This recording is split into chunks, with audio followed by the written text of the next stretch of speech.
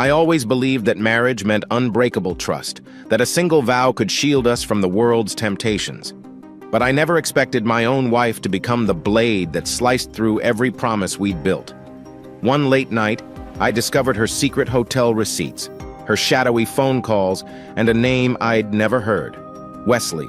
He was everything I wasn't: glamorous, reckless, and apparently unstoppable, until I exposed them both for the liars they truly were. I watched my life implode, piece by piece, as she drained our bank account to fund his lavish schemes. On the day I confronted her, tears and excuses spilled from her lips, but all I saw was betrayal. Now, my rage fuels a plan more explosive than any affair: legal warfare, unstoppable and precise. I won't simply walk away. I'll dismantle every illusion they've spun, forcing them into a spiral of downfall. This is my story of vengeance, and I will watch them crumble under the weight of their own greed. Because sometimes, the only way to survive a broken heart is to set the entire palace ablaze. I still recall the crisp October morning when everything began to shift under my feet, like the city itself was trying to warn me. The air was unusually cold for San Andreas, my hometown, and the place I believed I'd spend the rest of my life with my wife, Kayla. I should have been savoring the moment, because that day I received the biggest promotion of my life at Draxler Tech Systems. I'd worked there for 10 years, climbing up from junior developer to chief software architect. It wasn't just the position or the new salary that excited me. It was the stock options, the sense of accomplishment after countless late nights debugging code and drafting proposals. But Kayla's reaction? Lukewarm at best. She merely glanced up from her phone in the kitchen, wearing that half smile that never quite reached her eyes. I tried not to read too much into it. After all, Kayla was often preoccupied with her interior design clients. She had her own pressures, her own deadlines.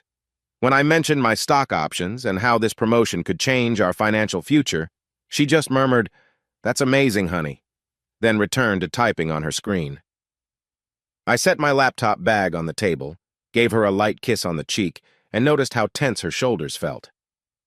"You okay?" I asked, conscious that something was off. She shrugged, blaming stress from a new contract she'd taken on with a local real estate firm. She said a couple of quick words about dealing with demanding contractors. "Roger, can we talk about it later?" she asked. "I'm just juggling a lot right now." It shouldn't have bothered me, but it did. Part of me told myself not to be selfish, that her job was important too. We'd planned a small dinner with friends to celebrate my news, but she seemed to be forgetting all about it. When I gently reminded her, she frowned and said, "Sure, whatever you want." And there it was, the first tiny crack in the foundation of my assumptions. But I didn't dwell on it. I'd spent my entire adult life believing Kayla was my partner, in every sense of the word. We'd shared small triumphs and big heartbreaks for nearly 7 years of marriage. I chalked up her mood to a rough day. A day later, I woke up close to midnight, realizing Kayla's side of the bed was empty. She was in the living room, phone pressed to her ear, her voice hushed. When she saw me, she quickly ended the call with, "I'll talk to you tomorrow." I asked, "Who's calling you at this hour?" And she responded with a vague client crisis. She was an interior designer, so unscheduled calls weren't entirely strange, but midnight felt absurd. Still, I wanted to trust her. She'd never given me blatant reasons not to until then. Over the next few nights, I saw a pattern. Late texts. Kayla stepping outside to speak in hushed tones, phone close to her chest so I couldn't glimpse the screen. One evening, I couldn't help but notice how she locked her phone the second I entered the room. She was usually casual about it before, leaving it unlocked on the sofa. "Everything good?" I asked. "Yes," she said, her voice tight. "Just dealing with a remodeling fiasco." I tried to make a joke. "Sounds like you need a new client, not a new couch." But she didn't laugh. She excused herself and went upstairs. That left me staring at the empty kitchen, uncertain how to interpret any of it. My gut twisted as if warning me, something's not right. I convinced myself I was overthinking. My new responsibilities at Draxler Tech had me on edge. Maybe I was projecting my tension onto her. Within a week, Kayla announced she had to travel to Linton Bay, about 2 hours north, for an overnight project consultation. It was short notice. She packed a small bag, told me she'd be gone just one night. I walked her to the driveway, kissing her goodbye under the porch light. She barely looked at me, mumbling that the hotel would be booked by her client. She refused to specify who. When she didn't respond to my calls that evening, I left a voicemail. No reply. She sent brief texts instead. Busy. Talk later. By morning, she returned, and I caught a faint whiff of some cologne on her jacket, definitely not one she would buy for me. I asked, "That's new perfume you're wearing?" She blinked. "Oh, must be something in the hotel soap." I felt my jaw tense. The smell was more masculine than any floral soap from a fancy spa.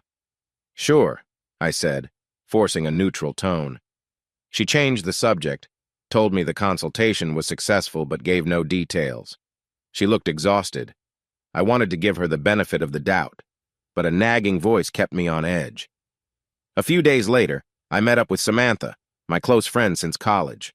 Samantha and I used to code together in our early years, but now she worked in marketing. She'd known Kayla almost as long as I had. We grabbed coffee near my office, and I casually mentioned Kayla's odd behavior, trying not to sound paranoid.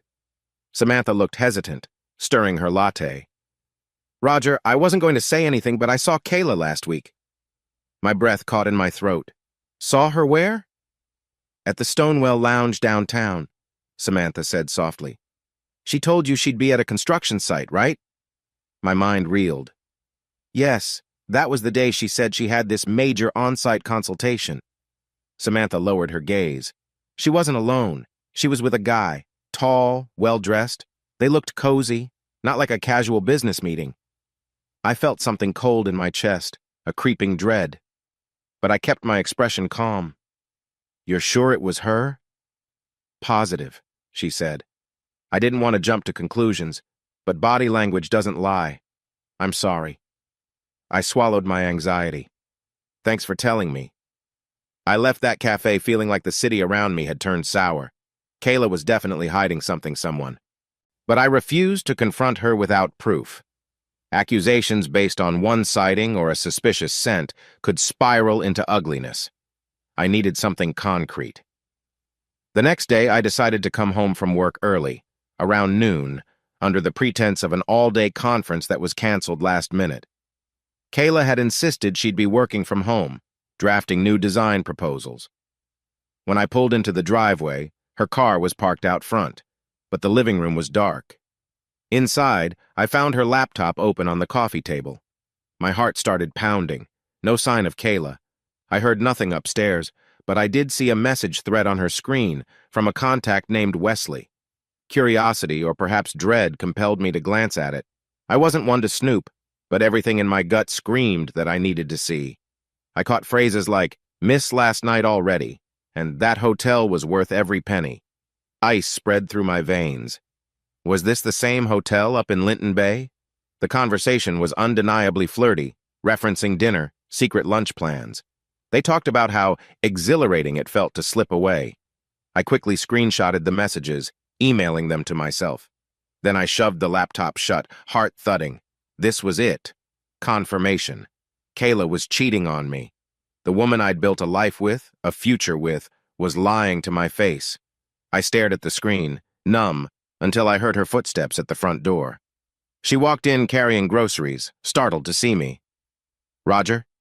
"You're home early." I forced a smile. "Meeting got canceled." She set the bags down, her eyes darting to the no-closed laptop. "Everything okay?" I nodded. My mind screamed for me to demand she explain who Wesley was. But I needed more. If I confronted her now, she'd spin a story or deny it. I wanted a plan, a method. So I just said, "Thought I'd surprise you for lunch." She seemed uneasy, muttering something about needing to run errands. That evening, Kayla claimed she had to pop out for a quick trip to the craft store. When she returned, I noticed her wedding ring was missing. She never took it off, at least, not before. I feigned casual interest. "Where's your ring?" She froze, then put on a practiced smile. "I left it with the jeweler to get it cleaned and polished. I forgot to mention it." A simple question flared tension in the air. My wife, ringless, rummaging for explanations. I forced a light laugh. "I could have taken it in for you if you told me." "No, it's fine," she replied, eyes averted. I let it drop. Inside, I was boiling with suspicion. Outside, I was calm. She avoided me the rest of the night, retreating upstairs. I spent hours replaying the text messages in my head. Missed last night already. That hotel was worth every penny. I realized this betrayal might not be brand new. It could have been building for weeks, months. That was the moment everything changed. My trust, my illusions, my sense of security. In bed, I listened to Kayla's measured breathing, wondering if her heart was racing with guilt. Unable to sleep, I called Ivan, my best friend since high school. Ivan had served in the military police before switching to private investigation. We'd played basketball together as teens. He knew me better than most. I told him everything. Kayla's suspicious absences, the texts from Wesley, the hotel receipts. I remember the slight whistle he let out over the line. Damn, man, that's rough. I swallowed. Ivan, I need your help. I need more proof before I do anything rash. You want me to tail her? I paused. Yes. I can't just throw accusations. She'll deny or manipulate. I need the truth in black and white. He sighed. I'll do it. But be sure you want to see everything. It might hurt worse than you imagine. I'd rather face the truth than live a lie, I said quietly, voice grim. Ivan agreed to track Kayla discreetly, watch for who she met, document it thoroughly. After we hung up, I stared at Kayla asleep on the other side of the bed, feeling like she was a stranger. Within days, Kayla gave me more cause for suspicion. I found a crumpled receipt stuffed in her jacket pocket. Rosewood Suites 2-night stay, although she claimed only one was needed up in Linton Bay. The dates matched her work trip. The charges were well above what a typical client would cover for an interior designer's fee. I felt my hand shake as I read it. Another lie. Another piece of her facade crumbling. I slipped it into a small, fireproof safe in our closet, where I kept important documents. If she confronted me about it, I had no illusions she'd give me honesty. She'd conjure some reason. But she never said a word. I heard her rummaging through the same jacket later, cursing under her breath as if frantically searching for something. She must have realized I'd found it. Her silent panic told me everything I needed to know. Instead of rage, I felt a cold calm. My younger self might have confronted her on the spot. But something in me wanted the bigger picture, her entire secret laid bare. I wouldn't let her slip away with half-truths. One night, she came home past midnight, reeking of a cologne that wasn't mine. I stood in the hall, arms crossed, as she tried to walk straight to the shower. I blocked her path gently, asking in a low voice, "Busy night, Kay?" Her eyes darted away. "Yeah, had a late consult with a furniture expo. They had samples we were testing out." The stale smell on her shirt suggested more than furniture. The tension between us felt like a thick fog. I nearly mentioned Wesley, the flirty chats, the hotel receipt, but a voice in my head reminded me of my plan with Ivan. Soon enough, I'd have everything I needed: photos, times, places. "Sure," I said, stepping aside, letting her pass. She gave a hollow, uneasy laugh, as if she knew I suspected. She just didn't know how much. Upstairs, I heard the shower running. I stood at the bottom of the steps, fists clenched. Part of me wanted to barge in, demand answers, but I forced myself to step outside instead, inhaling the cool night air. This was a slow burn, and I'd see it through. That same night, once she was asleep, I carefully unlocked her phone. She used a fingerprint sensor, but she'd just used it moments before, so the phone was still momentarily accessible.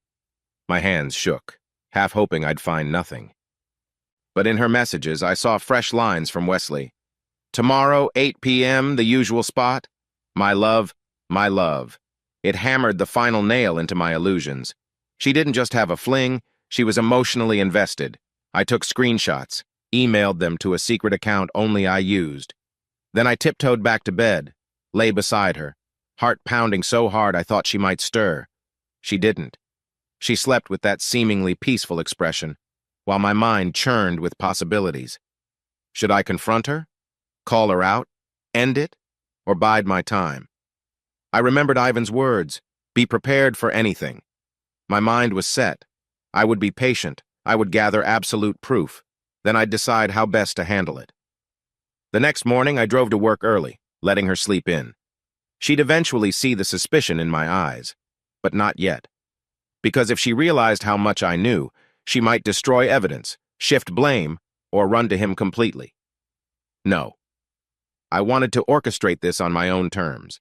She had no idea the man she thought too meek to suspect her had begun building a fortress of evidence around her lies. Our life would never be the same. I was filled with dread, heartbreak, and an ice-cold determination to make sure that if she was tearing down everything we'd built, she wouldn't emerge unscathed. The moment I decided on revenge, I called Ivan and asked him to move faster. He'd been tailing Kayla discreetly, but now I wanted details, times, places, photographs. My trust in her was shattered, and the slow-burn anger fueling me demanded proof in black and white. I was done making excuses for her. I wanted a bulletproof case. Ivan understood my shift in tone. "I'll finalize a set of pictures tonight," he said. "She's meeting him at the Sycamore Hotel bar around 7. I'll be there." I spent that evening alone in our living room. Kayla had announced earlier she had a client dinner. She left wearing a flattering dark skirt and a new blouse I'd never seen before. The stench of betrayal made my stomach churn. Still, I watched her slip on her heels, give me a quick wave goodbye. She even had the nerve to say, "Don't wait up." That night, my phone buzzed around 8. Ivan texted me a few images. Kayla and some tall guy in a tailored suit holding hands in a private booth. Another shot showed them leaning toward each other intimately, like the rest of the world didn't exist. My jaw tightened. This was more than a fling. I said nothing when she came back around midnight. She smelled of wine, her lipstick slightly smudged. I pretended to be half asleep on the couch. She walked by me, offered a mumbled, "long night," then disappeared upstairs.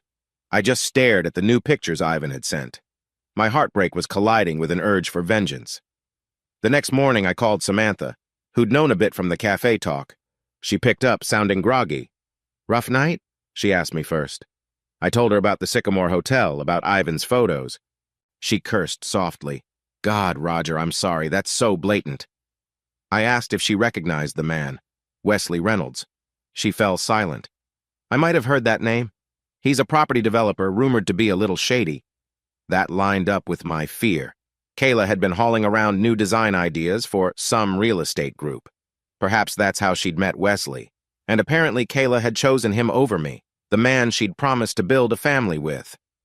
"You going to confront them?" Samantha asked. "Not yet," I replied. "I want to bury them both if it comes to a fight, especially if he tries to manipulate her finances." Samantha exhaled.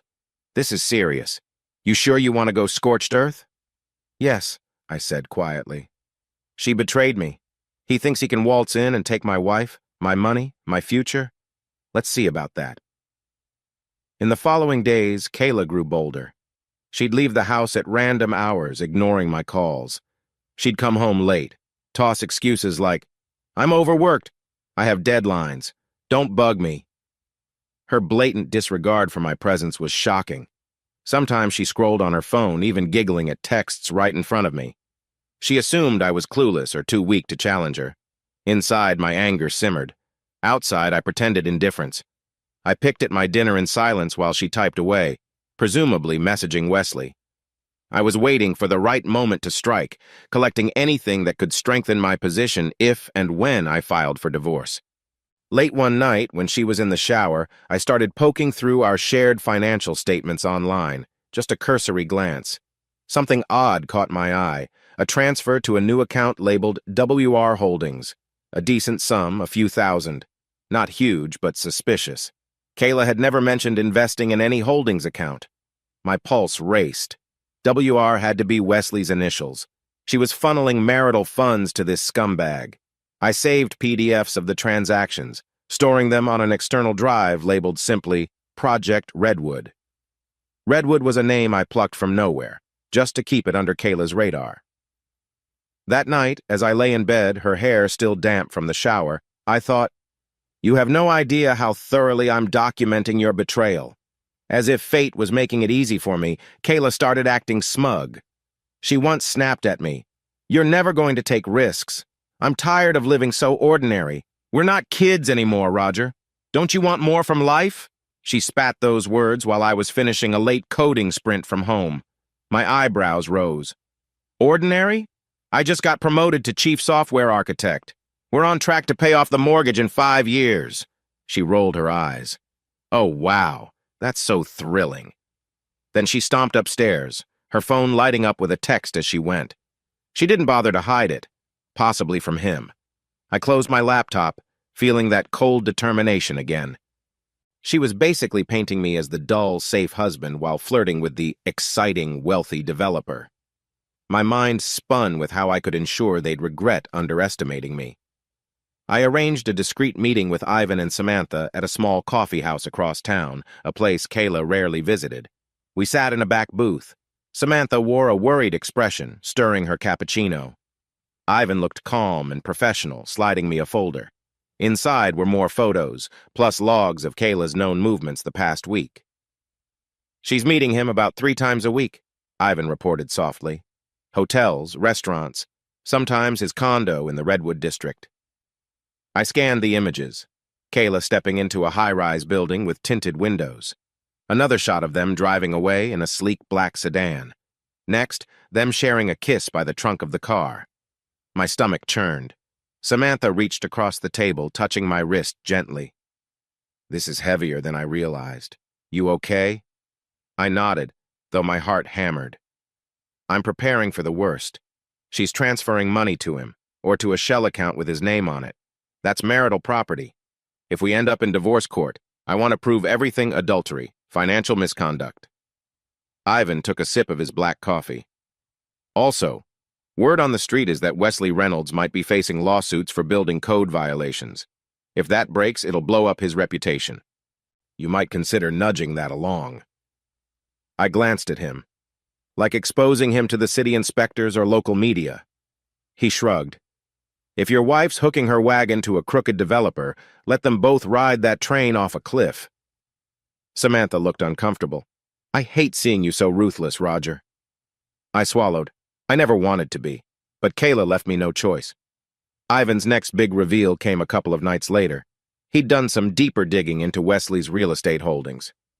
Turned out, Wesley was on precarious ground financially, apparently courting new investors to keep afloat. That meant Kayla could be feeding him resources to help bail him out. The possibility of Kayla risking my money to prop up her lover's shady business lit a fresh spark of rage in me. I imagined her smirking behind my back, thinking me too docile to notice. The more I learned, the more I realized their entire affair wasn't just emotional or sexual, it had a financial component that threatened my future. Late that evening, Kayla breezed in. She smelled faintly of champagne, wearing a fancy new coat. No greeting. Just walked past me. My chest clenched. I forced a smile, asked how her day went. She muttered some excuse about a team dinner. I didn't challenge it.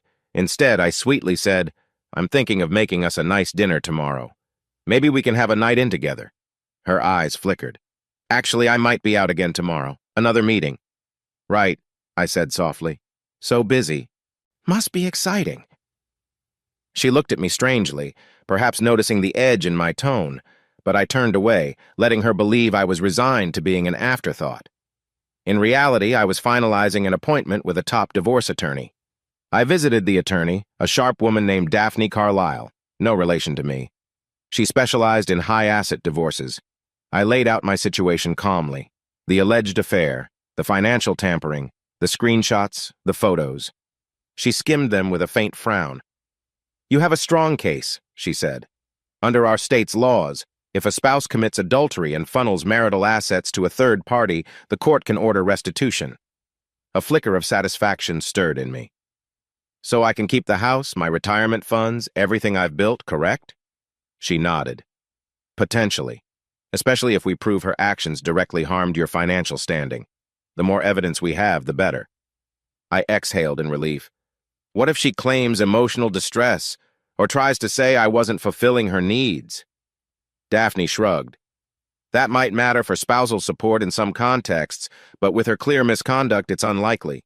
If we confirm the money transfers, plus her affair, you'll be in a commanding position." Leaving her office, I felt something akin to hope. Not hope for my marriage that was dead, but hope that I wouldn't be destroyed by Kayla's choices. That week, Kayla mentioned, almost casually, that she had to take a quick business trip to Hawaii for a design expo. My blood froze. Hawaii? She'd never gone that far for a job before. It reeked of Wesley's influence. I remembered her earlier mention about traveling soon. She gave me minimal details, said it was a combined conference with some architecture crowd. She also said she might be hard to reach because of limited phone service. I offered a pleasant smile. Have fun. She raised an eyebrow at my nonchalance. Maybe she expected me to get jealous or at least question her. But I acted clueless. Inside, I was seething. If she was brazen enough to run off on a tropical getaway with him, fine. Let them. I'd be waiting when they returned. That night, I texted Ivan and Samantha, letting them know the new development. Samantha was outraged. "She's traveling on your dime?" she fumed. I told her I wasn't sure, but there was a good chance Kayla might use our joint account to cover flights. Ivan simply typed back, "Time to finalize your plan. Let them enjoy paradise before the storm." I spent the next few days methodically collecting everything I needed: bank statements, phone logs, the PDF transaction records to WR Holdings.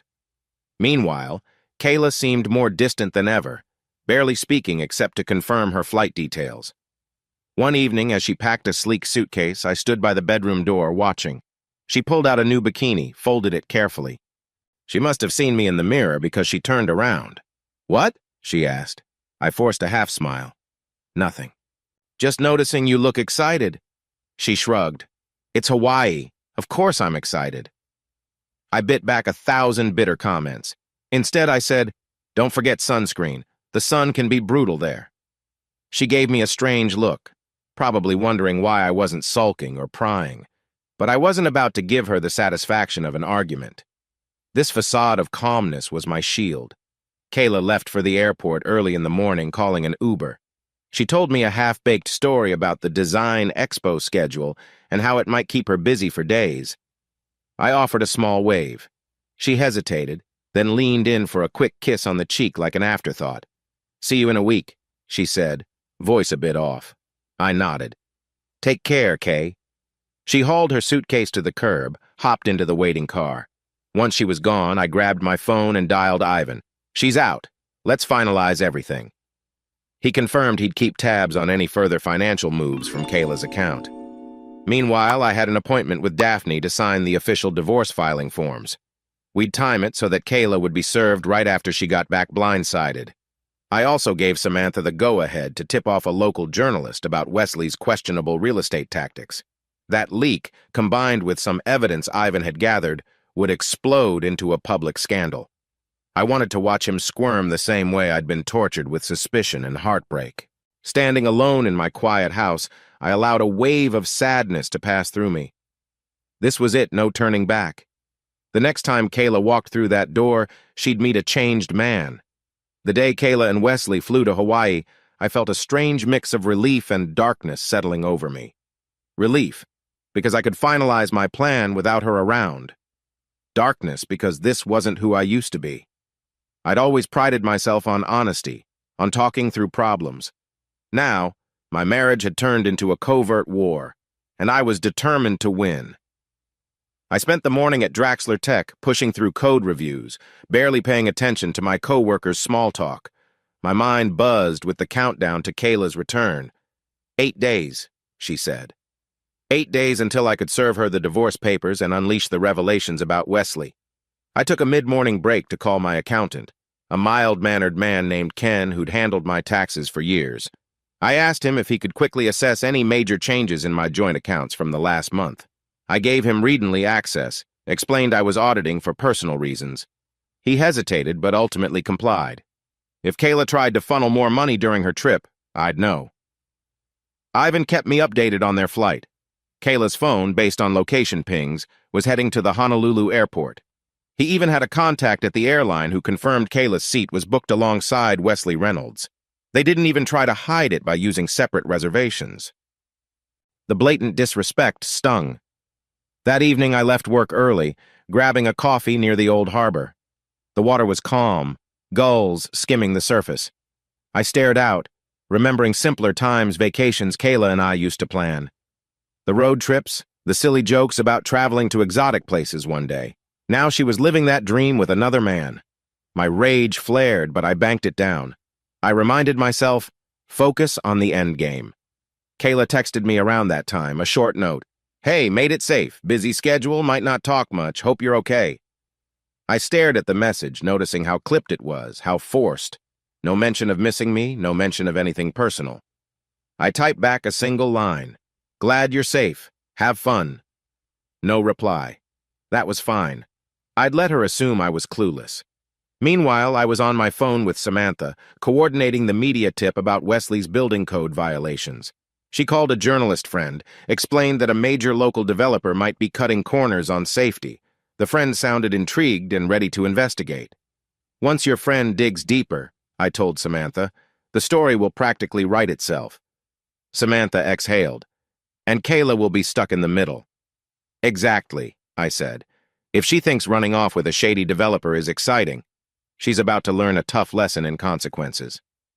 The next morning, I woke up alone in the bed Kayla and I once shared. I checked my phone, no new messages from her. Good. I showered, got dressed, then methodically laid out the physical evidence of Kayla's betrayal on the dining table. Prints of the text messages, bank statements highlighting the transfers, photos from Ivan.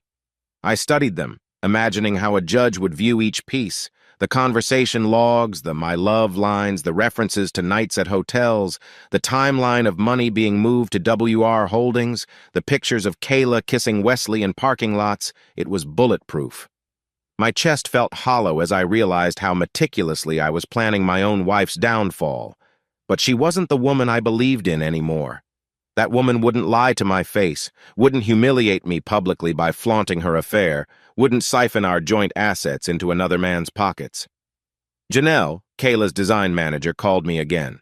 She sounded hesitant, said something about Kayla missing multiple deadlines. Janelle asked if Kayla was on personal leave or if something was going on at home. I couldn't tell her the whole truth, so I just said Kayla had to travel unexpectedly. Janelle sighed. Clients are not happy. If she doesn't show up next week, we might have to drop her. I quietly thought, she'll have a lot more to worry about than losing her job. Aloud, I just murmured that I understood, and I was sorry for any inconvenience. Janelle offered to provide a formal statement if I needed it for any legal matters. I thanked her, though the thought of Kayla losing her professional reputation didn't exactly fill me with joy. It was just another inevitable outcome. Meanwhile, Kayla's Hawaii adventure proceeded. Ivan had no direct way of tailing her there, but I had enough logs from her phone usage to track basic movements. The phone occasionally pinged from resort areas in Honolulu. She posted a single beach photo on her social media, captioned "Workplay," carefully excluding any trace of Wesley. But if you looked closely, you could see the reflection of a man's silhouette in her sunglasses. I smirked. She was sloppy. Maybe she was so enthralled by the romance that she didn't care. I scrolled through a few comments from her friends, oblivious to the truth, saying how lucky she was to be in paradise. I typed nothing. On the third day of her trip, I met my attorney, Daphne, to finalize the divorce petition. She explained the timeline. Once Kayla returned, we could serve her the papers within 24 hours. Possibly the same day, if we wanted maximum impact. That left me about 5 days to perfect every detail. I inquired about freezing the joint accounts. Daphne advised caution. If I did it too soon, Kayla might suspect. We decided to wait until the day after she landed. My role was to watch for any suspicious activity in the meantime. If Kayla drained the account in Hawaii, that would only strengthen my case for financial misconduct. During these days, I found myself deeply reflective about my life with Kayla. I walked through each room of our home, remembering how we painted the walls together, how we joked about adopting a puppy once we had a better fence. Every memory felt tainted now. I'd never wanted revenge. I wanted a partner. But she'd forced my hand. One evening, I poured a glass of whiskey, sat on the back porch under the starry sky. My phone pinged, Kayla texting me a short video of a stunning beach sunset with a single line, "Wish you were here." I stared at that message, half laughing at her audacity. Did she think sending me a pretty sky would distract me from the fact she was there with Wesley? I typed back, "Looks beautiful. Enjoy." Then I silenced my phone, refusing to let her words stir me. My heart was mostly numb at this point. Samantha updated me on the journalist's progress. He'd contacted a few city regulators, sniffing around Wesley's recent condo developments. She said, "It's going to be a bombshell article, probably published next week. Perfect timing for Kayla's return. I nodded. Good. Let them both discover the fallout together. Samantha paused. Roger, do you think she'll try to pin blame on you? Like, if the story breaks, might she suspect you leaked it? Maybe, I said. But it won't matter. The damage will be done. By the time she suspects me, I'll have all the legal momentum. Samantha's voice was soft. Just take care of yourself, okay? This sort of game can leave scars. I know, I replied, my tone weary. But I won't be the one who's destroyed. On the 5th day of Kayla's absence, I confirmed that no major funds had moved from our account. Maybe Wesley had enough sense not to push her into further theft. Or maybe they were too drunk on beaches and cocktails to focus on finances. Either way, the quiet before the storm settled in me like a calm. I spent an afternoon preparing the house for her arrival in the most unemotional way, boxing some of her lesser-used belongings, labeling them discreetly. Once she returned, I intended to have her out quickly. If that meant being cold and methodical, so be it. Part of me still felt pangs of sorrow. But each time I remembered the texts, the photos, the ringless finger, the suspicious nights out, my sorrow turned to resolve. I was not a man to be trifled with. Let her come home from Hawaii, sun-kissed and smug. Let her believe for one final night that I knew nothing, and in the morning I'd tear her illusions apart. I remember sitting in the living room that afternoon, the sunlight pouring through the blinds in stripes across the couch. The air felt too still, as if the house itself held its breath, waiting for Kayla's arrival. I had stayed awake half the night, double-checking every piece of evidence I'd assembled. Bank statements, text transcripts, photos from Ivan's undercover surveillance. Then, once dawn broke, I'd methodically packed Kayla's things into labeled boxes. Suits and dresses in one, shoes in another, random personal items in a final stack. It all stood near the front door, a silent testament to the end of our marriage. My mind was oddly calm. The days of anxiety, the insomnia, and that dull ache in my chest had transformed into a determined readiness. I'd been the unwitting spectator to Kayla's betrayal for too long. Now, the final confrontation was about to play out on my turf, with my evidence, on my terms. A part of me wrestled with the moral weight of what I was about to do. After all, we had once loved each other. We shared inside jokes, had silly traditions, talked about raising a family. Yet she'd chosen to unravel all of that for Wesley Reynolds. Even more than the emotional harm, Kayla had risked my financial security, funneling our joint funds into that man's pockets. That was what destroyed any lingering guilt or pity inside me. If she'd had a single moment of remorse, she would have told me the truth, or at least not lied so brazenly about her so-called trade conference in Hawaii. At the coffee table, I kept a thick folder, the divorce paperwork, meticulously prepared by my attorney. Next to it lay proof of Kayla's financial misconduct. Her flight from Honolulu was scheduled to land around midday. I glanced at the clock, 12:45 p.m. She'd likely be here soon. My heart gave a hard thump at the thought of her face when she realized I was no longer in the dark. My phone vibrated. Samantha again, checking if I was okay, asking if I wanted her to be on standby. I've got it, I told her, but thanks for offering. Samantha was relieved to hear my voice so steady, but I could sense her worry, too. She reminded me that Kayla might try to bluff or manipulate, especially once cornered. I assured her I was ready for whatever Kayla threw my way. When I hung up, the quiet reasserted itself. The clock ticked. My mind returned to the day Kayla left for Hawaii, her smug, excited grin, that final half-hug. She had no idea.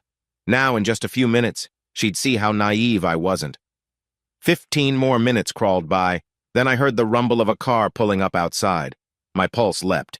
Through the window's edge, I glimpsed a flash of Kayla's silhouette, rolling a suitcase up the walkway. She paused to check her phone, probably preparing some story about exhausting flights or design expo highlights. Little did she know I was about to upend her entire narrative. I got up, took a long breath, and steeled myself. The door opened. Kayla stood on the threshold, sun-kissed and wearing that casual travel outfit, leggings, a light sweater, hair pulled back from the flight. At first, she didn't notice her own belongings piled neatly beside her. She gave me a small, forced smile. "Hey," she said.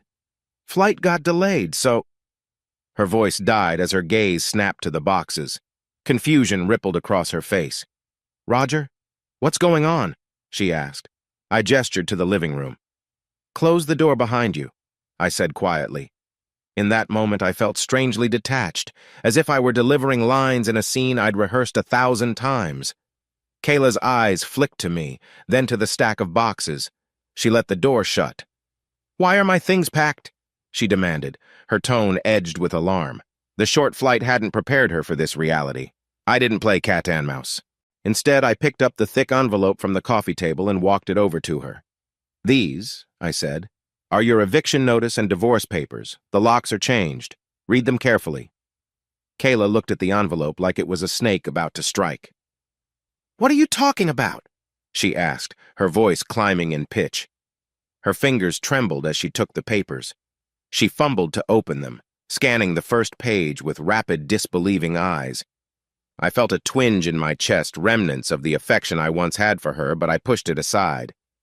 "I'm talking about your affair," I replied, nodding toward the boxes. "I'm talking about you siphoning money to Wesley Reynolds, and about the hotel receipts and the text messages. I know everything, Kayla." Her reaction was immediate. She dropped her suitcase handle, stepping toward me in a swirl of confusion and panic. "Wait, what? Roger, slow down. This is crazy." She darted glances around as if searching for a hidden camera or some rational explanation. But there was none, and her expression twisted into raw fear. I pointed to a small stack on the coffee table, printed photos from Ivan's surveillance. "You want proof? You've been meeting Wesley for months. This is you, at that fancy lounge on Maple Street, and that's you two kissing near the Sycamore Hotel. The bank statements show the transfers to WR Holdings. Don't insult my intelligence by pretending you don't know what I'm talking about." Kayla's mouth opened and closed, struggling for words. It's not what it looks like." She forced a feeble laugh. "I can explain the money. It's for an investment. We were going to—" "Stop!" I snapped, letting my voice carry the sharpness I'd held back for too long. "You lied about everything. Hawaii was a trade conference? That's a joke. You literally posted pictures with him in the background. Do you think I can't recognize your own reflection or the fact you were rooming together? I know every detail, Kayla. It's over." Her skin drained of color. "You've been spying on me?" I gave a humorless chuckle. "I was verifying my suspicions. You handed me enough rope to tie it all together. The receipts for Rosewood Suites, the midnight texts, all your sloppy cover stories. Did you really think I was that clueless?" A seething anger welled up, but I reined it in. "You left me no choice." She stared at me, tears forming. "Roger, please, can we just talk about it calmly? I never wanted to—" I cut in. "I'm done talking. I've done nothing but talk, ask you if you're okay. If something's off. And you, every single time, lied to my face. Now you want a conversation? No, Kayla. What I want is for you to get your things and leave." She tore her gaze from the incriminating photos, flipping through the divorce documents with shaking hands. "This can't be real," she murmured, her voice cracking. She pointed at the restitution clause. "You're demanding what is this? Tens of thousands in restitution?" I folded my arms. "Yes, every dime you funneled to Wesley I want back, plus damages for the chaos you caused. Legally, it's well within my rights. You can read the statute references if you don't believe me." She looked up, tears brimming, her voice turning desperate. "Roger, I was stressed. Wesley said he had a sure investment plan. I thought we could triple our money. That's all it was. I did it for us." I almost laughed at that pathetic attempt. "Really? You did it for us? While letting him call you my love? While booking secret getaways?" My voice tightened. "Do you think I'm that gullible?" Kayla shook her head, tears spilling. She reached for my arm, but I stepped back. "Look," she said, her tone turning pleading. "Yes, I messed up. I got in too deep. It was exciting. It was different. I never planned to destroy our marriage, I promise you that. But this is so final. Can't we just try counseling or something? Let me fix it?" I stared at her, 1,000 memories swirling. The nights she came home with that different perfume, her brushing off my concerns, the arrogant way she'd talk about my so-called boring routine. "No, Kayla," I said, voice steady. "You can't fix what you tore apart so thoroughly. You lied, you cheated, you stole. You left me no trust to salvage. Her tears turned to sobs. She tried to approach me again, arms out like she wanted to wrap herself around me. Maybe she believed I'd break down, that I'd forgive her in a wave of pity. But I was colder than I ever thought I could be. I stepped back, letting her arms drop. "This is your 24-hour notice," I told her, pointing to the eviction portion. "You have a day to move out. The locks are changed, so you either gather your things now or schedule a time tomorrow. After that, you're trespassing." She put a hand over her mouth, tears streaking her cheeks, makeup smudged from the stress of the flight and from crying. "Roger, you can't throw me out onto the street," she whimpered. "Where am I supposed to go? I interrupted. You can go live with Wesley, or a hotel, or under a bridge. I don't care, Kayla. You made your bed. Now, lie in it." She kept shaking her head in disbelief, scanning the pages. When she flipped to the photos of the text messages, she let out a broken moan. "You even have our private chats. God, how could you do this?" "How could I do this?" I repeated, my anger flaring again. "You're the one who typed those messages. You're the one who snuck around, who moved money behind my back. I'm just the one turning on the lights to show the mess you made." Her eyes darted around as though seeking an escape. "All this time, you were so calm. I thought you were just naive. But you were collecting evidence. Jesus." I nodded curtly. "I gave you plenty of chances. I asked if you were okay, if something was wrong. You lied every single time. So yes, I realized I had to protect myself. And now I am." The heartbreak was plain in her face, but I refused to let it soften me. She had made a choice, again and again, to betray me. It wasn't a single mistake. It was a sustained pattern of lies and arrogance, culminating in a Hawaiian rendezvous with her lover. "Let me guess," I said bitterly. "Wesley offered you an exciting lifestyle, something beyond your dull old husband's 9-to-5 existence. That's what you told yourself, right? That you deserved more?" Kayla pressed her lips together, cheeks flushing with shame or anger. It wasn't that simple," she stammered. "I was lonely, and you never seemed passionate about anything but your code. I got swept up. I'm sorry if that sounds selfish, but stop justifying it." My voice was ice. "You could have told me you were unhappy. We could have parted ways decently. Instead, you snuck around, fed me lies, and siphoned money. So don't talk about it not being simple. It's simple enough to me. You broke every vow we made." For a moment, neither of us spoke, tension crackling. Then Kayla breathed shakily, wiping tears. "So that's it. You're divorcing me, kicking me out, and demanding restitution.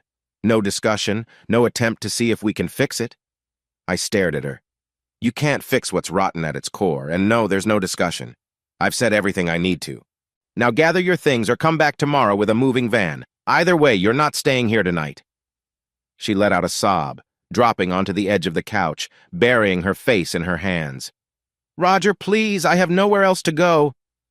Silence stretched. I felt a pang, but I spoke firmly. "I'm not responsible for that. You chose Wesley. Go to him." She looked up, face streaked with tears, searching my expression for any sign of mercy. "Wesley's dealing with some crisis at work," she mumbled. "And I'm not sure if—" I cut her off with a sardonic laugh. "Oh, so now he's not the dashing savior you thought? That's not my problem." My phone buzzed on the table, likely a text from my attorney or Ivan. Kayla glanced at it, panic flaring. "You told other people, didn't you?" she whispered. "Samantha knows, too. Does everyone know about me and Wesley?" I shrugged. "Not everyone, but enough. You're the one who paraded him around at restaurants, who posted half-hidden pictures from Hawaii. People talk. Samantha saw you. Don't blame me for your carelessness." The color drained from her face. "Oh, God," she moaned. "My career, my friends, everyone's going to judge me." A sudden wave of rage coursed through me. "You worried about your image now, Kayla? Maybe you should have thought about that before you rubbed your fling in my face, before you let Wesley call you love in messages you never bothered to hide." She opened her mouth, but no words came out. Defeat flickered in her eyes. After a moment, she set the papers aside. "Fine," she choked out. "I'll pack some essentials, but I can't move everything in one trip. I'll come back tomorrow for the rest." "Tomorrow morning." I specified coldly. I don't want to drag this out. She nodded, stumbling to her feet. She made her way to the bedroom, eyes darting around as if the house had suddenly become unfamiliar. I followed at a short distance, not trusting her to rummage alone. She tossed clothes into a small suitcase, her movements jerky. At one point she paused, picking up a framed photo of us from our early marriage days. Her fingers trembled. I watched from the doorway. You can take that, I said flatly. I don't need reminders of what you destroyed. She flinched, then placed the photo face down on the dresser as though it pained her to look at it. Roger, I never wanted this, she said softly, voice hoarse. I was just so bored, so stuck. I wanted more excitement. You wanted to have your cake and eat it too, I cut in. But life doesn't work that way. Now hurry up. She zipped her suitcase, tears dripping. You're being so cruel, she whispered. I just shook my head. You have no idea how merciful I've been. If I were truly cruel, I'd have kicked you out weeks ago with zero notice. Now you at least have 24 hours and a chance to keep a fraction of your dignity. As she rolled her suitcase into the living room, I could hear her ragged breathing. The entire house felt saturated with tension. She paused near the front door, staring at the boxes containing the bulk of her possessions. Her eyes darted to me, as if pleading for me to call off this brutal arrangement. I offered no sympathy. Take whatever else you need tonight. The rest you can pick up in the morning, I said. Then sign the divorce acknowledgement form. We'll see each other in court. She let out a shaky exhale. Court? You really want to drag me to court? Couldn't we settle quietly? I snorted. You were anything but quiet in your betrayal. If we settle, it'll be on my terms. My attorney spelled it out. Full restitution of the stolen funds, plus no claim on my house or stock options. That's it, Kayla. Take it or go fight in front of a judge. She swallowed, looking cornered. What if I can't pay restitution? Then you'll have a debt to me. The court can garnish your wages, I replied. It's not my fault you put yourself in this hole. She wiped a tear from her cheek. Wesley promised me a big return on those investments. He said we'd be so comfortable, and I thought maybe I could help us both. But I got carried away. I grimaced at her pathetic justification. If you truly cared about me, you'd have told me up front. Instead, you snuck around. Don't spin it like you were trying to help us. You were helping yourself. She hung her head, saying nothing further. Realizing she was out of excuses, she took a deep, unsteady breath. Then she grabbed a pen off the coffee table, flipping to the last page of the document. Her hand hovered. I can't believe it's ending like this. It ended the moment you chose him, I said. This is just formalizing it. Her signature scrawled across the line, tears splashing onto the paper. I snatched the document, glancing over her scribbled name. That final, swirling signature sealed the end of our marriage. A dark satisfaction flickered in me, satisfaction that I'd reclaimed control. Kayla picked up her suitcase, eyes red. She stood there like she wanted to speak again, but I gave her a curt nod toward the door. We're done, I said simply. She trudged outside, the suitcase wheels bumping over the threshold. The last time she left with a suitcase, she was beaming about Hawaii. Now, everything in her posture screamed regret and fear. I followed to ensure she didn't linger on the porch. In the golden late afternoon light, she paused near her car. Roger, she whispered, looking over her shoulder at me. I'm sorry. I swear I never wanted to hurt you this bad. I felt a pang, but I refused to soften. You wanted an affair with minimal consequences. That's not how life works. Now go. You can come back at 9 tomorrow to collect the rest. She nodded helplessly, turning away to pop the trunk. I watched her lift the suitcase, her motions stiff. Then she slid into the driver's seat, sat there a moment as though gathering herself, and finally started the engine. Without another word, she pulled away from the curb. I stood by the front door, heart hammering. The entire confrontation had lasted maybe half an hour, yet it felt like an eternity. For a moment, I just breathed. Then I re-entered the house, shutting the door firmly behind me. The quiet that followed was overwhelming. I realized I was trembling, my adrenaline spiking. The living room was scattered with signs of what had just occurred. The open boxes, the divorce papers with her fresh signature. For a second, I let out a shaky exhale. Did I do the right thing? The old me might have tried to salvage something, but no, there was nothing left to save. I let my gaze pass over the boxes of her belongings. Tomorrow she'd be gone for good, and I would be free. I reached for my phone, texting Samantha. "It's done." She left. Samantha replied with relief, telling me she was proud of how composed I stayed. She offered to come by. I declined, needing time alone. My next call was to Ivan, letting him know we'd proceed with the rest of the plan. He told me Wesley was about to face a major meltdown at his office anyway. That was music to my ears. Not half an hour later, I got confirmation from my attorney that Kayla's signed acknowledgement was valid. She congratulated me on a swift move, reminding me we still had to finalize negotiations or go to court for restitution. But the hardest part confronting Kayla was done. I stared at the settlement figures, feeling no remorse for pushing Kayla into debt. She'd stolen from me, let her scramble to repay it. The house felt strangely expansive without her presence. Every echo of my footsteps reminded me that I was alone. But I was alone on my own terms, not left behind like a fool. I walked room to room, verifying that nothing was amiss, then ended up in the bedroom, noticing the empty closet spaces Kayla used for her favorite clothes. She'd grabbed only a fraction earlier. Tomorrow she'd take the rest. A swirling mixture of relief and sadness hit me. We had shared this bed for years, laughed at silly jokes in the middle of the night. Now it was a monument to lies. I pulled out fresh sheets and changed the bedding, as if physically removing the last of her from my immediate surroundings. Then I collapsed onto the mattress, eyes shut, trying to quell the swirl of emotions. Anger, heartbreak, triumph, numbness. They all warred in me, yet I managed to drift into a restless sleep. The adrenaline come down, leaving me exhausted. I woke hours later to my phone buzzing. A voicemail from Kayla. She was sobbing about how she had nowhere to sleep, that Wesley wasn't picking up. She begged for just one more night at the house. I deleted the message. She was reaping what she sowed. I refused to weaken. This was exactly what I'd prepared for. The next morning I rose early, triple-checking the locks. Kayla was scheduled to pick up her remaining boxes at 9. I texted Ivan to swing by around that time, just in case she tried any drama. He arrived shortly after 8:30, parking a few houses down. We wanted no illusions this was Kayla's final retrieval, and I'd have a witness if needed. 9 o'clock came and went. By 9:30, Kayla hadn't shown. By 10, I was losing patience. Samantha texted me, "She might be chickening out or waiting for you to cave. Stand firm." I told her I was as firm as stone. At 10:30, Kayla's car finally pulled up, loaded with empty boxes and, to my mild surprise, accompanied by a friend I recognized vaguely from her design circle. Maybe Kayla needed moral support. I didn't care as long as they kept it quick. She emerged from the car, eyes puffy, and walked up to me. Gone was the veneer of defiance. She looked exhausted. "Sorry I'm late," she mumbled.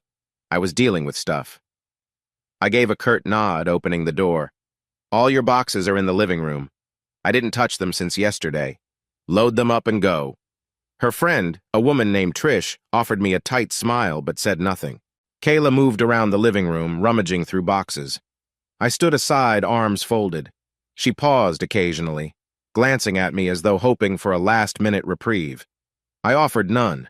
She got it done in under an hour, piling items into Trish's SUV. Ivan watched discreetly from outside, ensuring everything stayed civil. It was civil enough, though Kayla's shoulders shook with silent sobs. I kept my distance. The final moment came when the last box was lifted. She turned to me, tears streaking her cheeks. "Please, Roger," she whispered, voice trembling. "Can't we at least part without hatred?" I stared at her. "There's no hatred," I said. "Just no forgiveness." She looked shattered.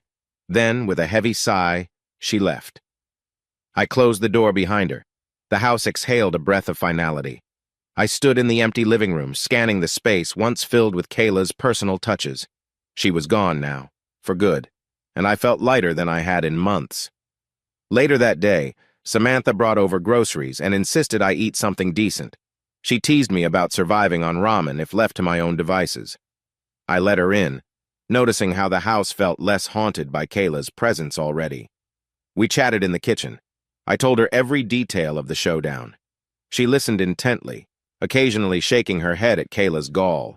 Then she changed the subject to Wesley, mentioning rumors that his company had taken a major hit in stock value after that building code scandal. My gut tightened with satisfaction. This was part 2 of my plan. Not only had I freed myself from Kayla's treachery, but Wesley was on track to lose everything he'd tried to build on lies. We toasted with cheap white wine to new beginnings. I marveled at how quickly life could pivot from heartbreak to empowerment once illusions were shattered. Samantha gave me a hug, telling me she was proud I stood up for myself. "You're stronger than you know," she said. I nodded, thanking her. I had felt strong, but also strangely hollow. The adrenaline was gone, and the next steps loomed, finalizing the divorce, pressing for restitution, watching the meltdown of Kayla's new life with Wesley.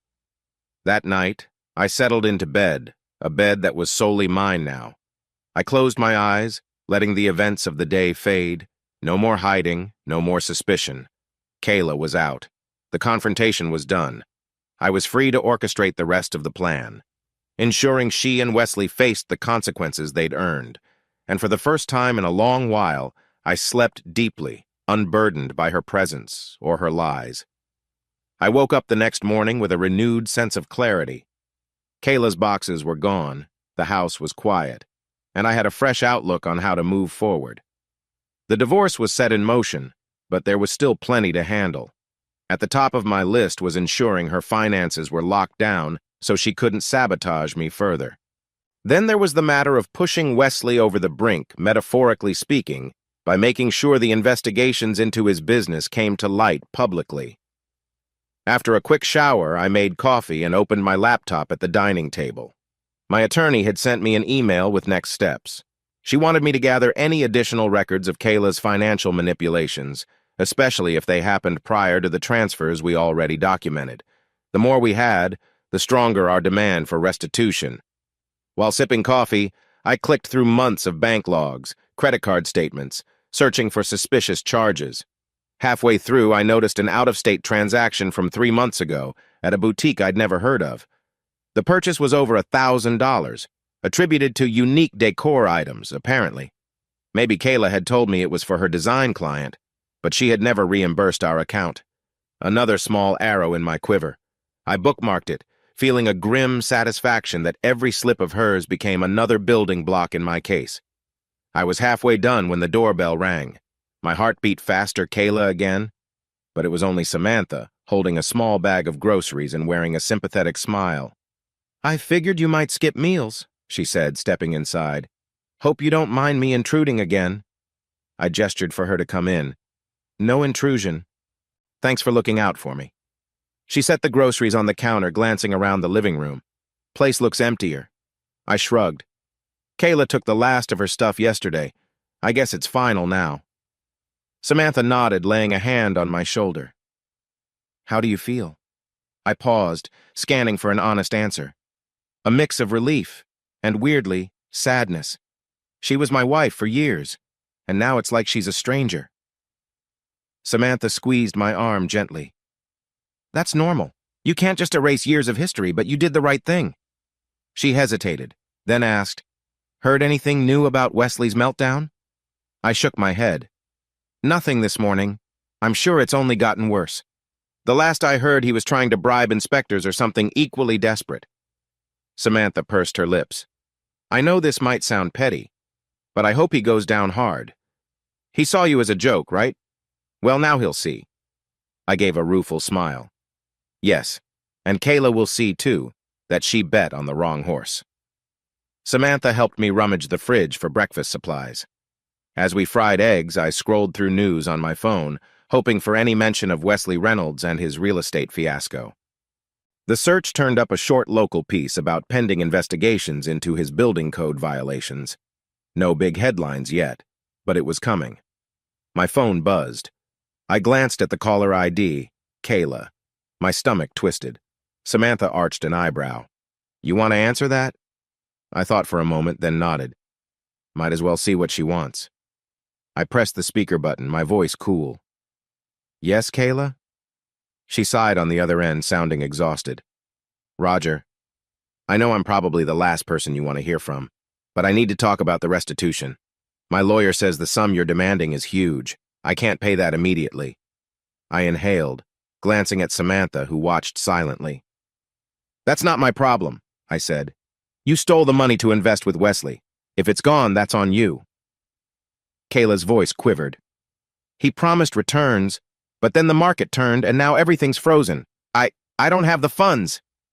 I felt a pang of dark satisfaction. So you're telling me your grand plan to triple our money didn't work out? Color me shocked. She let out a shaky exhale. Okay, I deserve that sarcasm, but this is serious. If you go through with the full restitution, I'll be broke. I could lose any chance to get back on my feet. That's the consequence of your choices, I said flatly. If you want to propose a payment plan, talk to your lawyer. I'm not negotiating with you directly. Samantha flipped an egg on the pan, giving me a look that said, stay strong. I gave her a small nod. Kayla's tone turned desperate. I'm sorry, Roger. I know how it sounds, but please, just think about reducing the amount. We can settle quietly without dragging this to court. I flicked the stove off, letting the eggs rest. Quietly? You sure weren't quiet about flaunting your affair. Kayla, I'm done being Mr. Nice Guy. You can face me in court, or you can sign the settlement as is. That's all. She was silent for a moment. Wesley's business is collapsing, she whispered, voice thick with tears. He can't help me either. I'm stranded. Some old part of me wanted to pity her, but I refused to let that side surface. Then you'll have to figure out a new plan. Good luck. Without waiting for more pleas, I ended the call. Samantha gave me a nod of approval. You handled that perfectly. I released a breath I hadn't realized I was holding. She really thought she could sweet-talk me into letting her off easy. Incredible. We ate breakfast in a pensive quiet. Samantha, usually chatty, was more subdued, as though sensing the gravity of everything. After we finished, she rinsed dishes while I paced the living room, sorting through the pile of receipts and bank statements again. My mind kept drifting to Kayla's frantic voice. Maybe, in another life, I would have relented, but it was too late now. Around midday, I got a text from Ivan. Big developments. You free? I called him back. What's up? Ivan's voice crackled with excitement. Heard from my contacts that Wesley's real estate firm is under official city review. He's potentially facing criminal charges for forging compliance documents. His board of directors is in chaos. A grim smile curved my lips. So the meltdown is in full swing, huh? Yeah, and rumor is he's trying to leverage any allies he can find. Maybe even Kayla, but from what I gather, he's ignoring her calls now that she has nothing to offer. I recalled Kayla's desperation. Sounds about right. Let him drown in his own lies. Ivan cleared his throat. Also, that local journalist is prepping a big exposé, could publish in the next day or two. Once that hits, Wesley's name will be everywhere. The satisfaction in me simmered. Perfect. Let me know if I need to do anything else. Ivan said he'd keep me posted, then we ended the call. Samantha overheard parts of the conversation, eyebrows raised. Wesley's going down fast. I nodded. Soon, Kayla will see the full extent of his downfall. She's tethered herself to a sinking ship. Samantha gave me a sympathetic look. You're sure you won't waver if she comes begging again? I folded my arms. I can't. I won't. She made her bed. Samantha placed a hand on my shoulder. I understand. Just be careful. Desperate people do desperate things. I considered that. Kayla might lash out or blame me for everything, but I felt prepared. So far, my plan was unfolding exactly as I intended. Over the next few days, rumors about Wesley's fiasco spread. I caught wind of a partial stock freeze for his company, pending legal inquiries. Kayla didn't call again, but she did email once. Subject line, please, can we talk? I forwarded it to my attorney without reading. She'd insisted on handling all direct communication from Kayla to avoid emotional manipulation. Meanwhile, my life took on a strange calm. I poured my energy into work, designing new software architecture for my firm. My colleagues commented on how focused I seemed. Maybe a part of me was fueled by the drive to rebuild, to prove I could thrive without Kayla. I stayed late most evenings, returning home to an empty house that no longer felt oppressive. Instead, it felt like my sanctuary. One evening, I was drafting a new approach to a coding problem when my phone buzzed a local news alert. I clicked it. Breaking. Developer Wesley Reynolds indicted on multiple fraud counts. My heart pounded with excitement. The article spelled out allegations of forging safety inspections, misleading investors, and endangering tenants. They even mentioned he'd used questionable methods to secure extra funds. My mind flashed to Kayla's stolen money, so he'd probably scammed multiple sources. This was it, the public unraveling I'd been waiting for. I texted Ivan, saw the news. Great timing. He replied, "He's done. The feds might investigate soon." I leaned back in my office chair, letting out a long breath. So the big reveal had come. If Kayla was still living with him, she'd be knee-deep in this chaos. I pictured the tension in that penthouse. Two people who thought they were unstoppable, now facing total collapse. A swirl of conflicting emotions rose in me: triumph, pity, maybe a flicker of sadness, but mostly triumph. The following morning, I decided to indulge in a small victory ritual. I left the house early, going to my favorite coffee shop downtown, the one Kayla never liked because it was too hipster. I ordered a fancy latte, sat by the window, and read the extended article on Wesley's downfall. The story detailed insider interviews with employees who described his arrogance, how he believed he could manipulate codes and bribe officials. The piece hinted at more revelations to come. Halfway through, my phone buzzed an unknown number. Something told me to pick up. "Hello?" A stressed voice on the line. "Roger, it's me, Kayla's friend Trish. Sorry to call you out of the blue." I tensed. "Everything okay?" Trish sighed. "Not really. Kayla's not answering her phone, and I'm worried. She left Wesley's penthouse last night in tears. She said he kicked her out because she's become a liability. She spent a night at my place, but then she stormed off this morning. I have no idea where she went." I tried calling Samantha, but my chest tightened. "Why are you telling me this?" "Because I'm genuinely concerned she might do something drastic," Trish said. "I know she messed up, and you have every right to be angry, but she's in a really dark place, Roger." A swirl of emotions flared. Did I still owe Kayla any concern after what she did?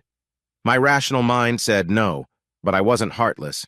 I sipped my latte, trying to steady myself. "I appreciate you letting me know. I'm not sure what I can do, though." She made it clear she wanted to be with Wesley. Trish lowered her voice. "He's basically throwing her under the bus now that he's indicted. She's lost her job, her reputation, her relationship, everything's crashing." I inhaled, grappling with a flicker of pity. "Look, if you find her, maybe convince her to talk to a counselor or something. I can't let her back into my life. She's not my responsibility anymore." Trish paused, then softly said, "Understood. She was so upset last night, blaming herself, talking like she had nothing left." I swallowed. "I'll pass a note to her lawyer, but that's all I can do, okay?" Trish agreed. We hung up. My coffee tasted suddenly bitter. I stared at the swirling foam, mind racing with the image of Kayla, homeless, jobless, possibly desperate. For a moment, guilt twinged. Then I remembered the texts, the lies, the stolen money. I forced that guilt away. She'd have to figure out her own path. That evening, Samantha dropped by again. I told her about Trish's call. Samantha frowned. This is what we feared, her desperation. But we also said she'd have to face the consequences. I nodded, pacing the living room, the memory of Kayla's sobbing face haunting me. Yeah, but hearing she might be falling apart, it's intense. Samantha approached, placing a hand gently on my arm. "Roger, you did nothing wrong. She was the one who lied and stole. You're not obligated to rescue her from the fallout of her own choices, right?" Exhaling, I met her gaze. "Right," I affirmed. "She chose this path. I'm not reversing course." In a quieter moment, we made dinner together. Samantha teased me about how poorly I chopped vegetables. We chatted about normal, mundane topics, her marketing projects, my upcoming software release. It felt good to focus on something other than Kayla's meltdown or Wesley's scandals. Toward the end of the meal, Samantha hesitated, then asked, "Do you ever regret not confronting Kayla earlier? Maybe stopping her before it got this bad?" I took a moment. Sometimes. But then I realized she would have just hidden it better or blamed me for stifling her. I needed undeniable proof. Now, I have it, and she can't squirm out with half-truths. Sure, it ended in a dramatic downfall, but I'm free of her illusions. She nodded, a thoughtful look in her eyes. I see that, and I'm proud of how you're handling all this. We finished dinner in companionable silence, a warm sense of mutual respect between us. After she left, I found myself sitting on the couch, flipping through channels. My mind lingered on Kayla's possible whereabouts. I hoped she wouldn't do anything truly self-destructive, but I wasn't about to chase after her. She'd proven she didn't value our marriage, so I had every right to move on. The next week brought more upheaval for Wesley. Each day, fresh articles exposed deeper corruption. Investors launched lawsuits, old partners turned on him, city officials threatened to demolish certain projects deemed unsafe.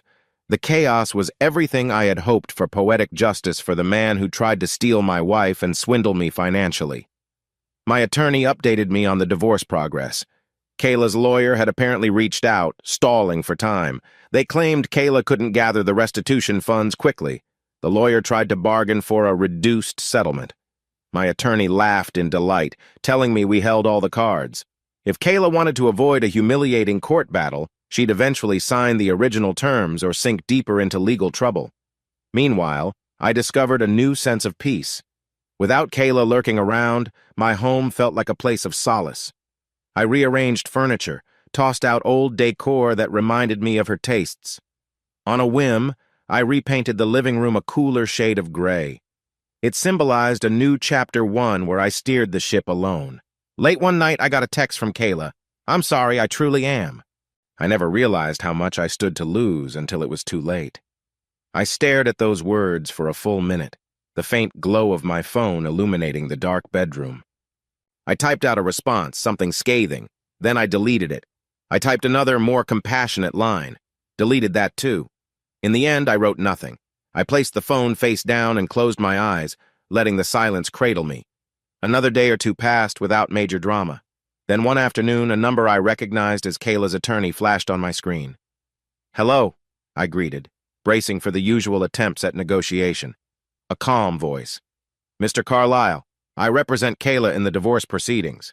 She's in a dire emotional state, and we'd like to propose a scheduled meeting for a possible out-of-court settlement. My client believes it could be beneficial to reduce the restitution if she can provide other assets or a repayment plan." I hardened my tone. "My terms haven't changed. Kayla owes me what she took, plus damages. She can pay it out over time if she must, but the amount is final. The only difference is whether we do it the easy way or the hard way." A pause. Then the attorney sighed. "Understood. I'll relay that.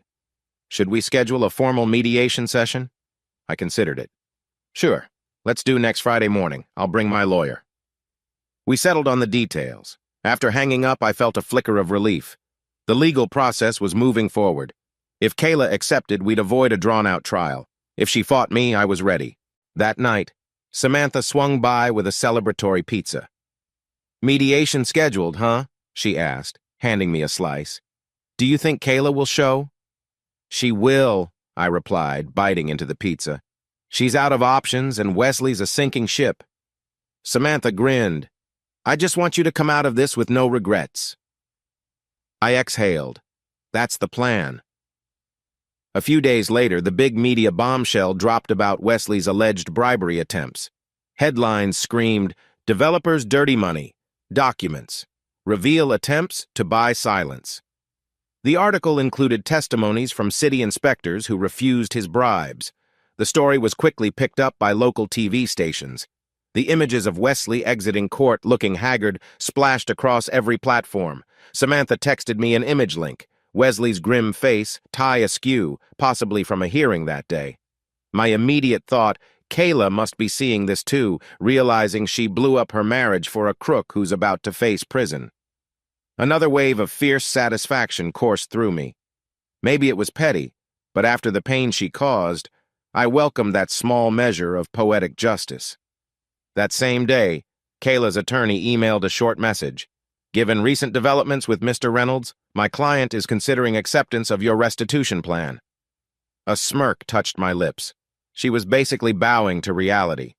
Good. Around midnight, I got a text from an unknown number. "Roger, I know you have every reason to hate me. I just want to say I never stopped loving you. I was foolish. I was greedy, and now I've lost everything. I beg you not to destroy me further in court. Please show mercy. I stared at the message, heart pounding. Then I recognized Kayla's style of desperation. I typed back, "Mercy, I gave you that chance before you flew to Hawaii. You chose Wesley. I owe you nothing." Then I hit send, heart thumping. A minute later, the phone buzzed again. "You're right. I'm sorry. I'll sign whatever you want at mediation. I just want to end this nightmare." I powered off my phone, feeling the final strands of Kayla's illusions unravel. She was capitulating.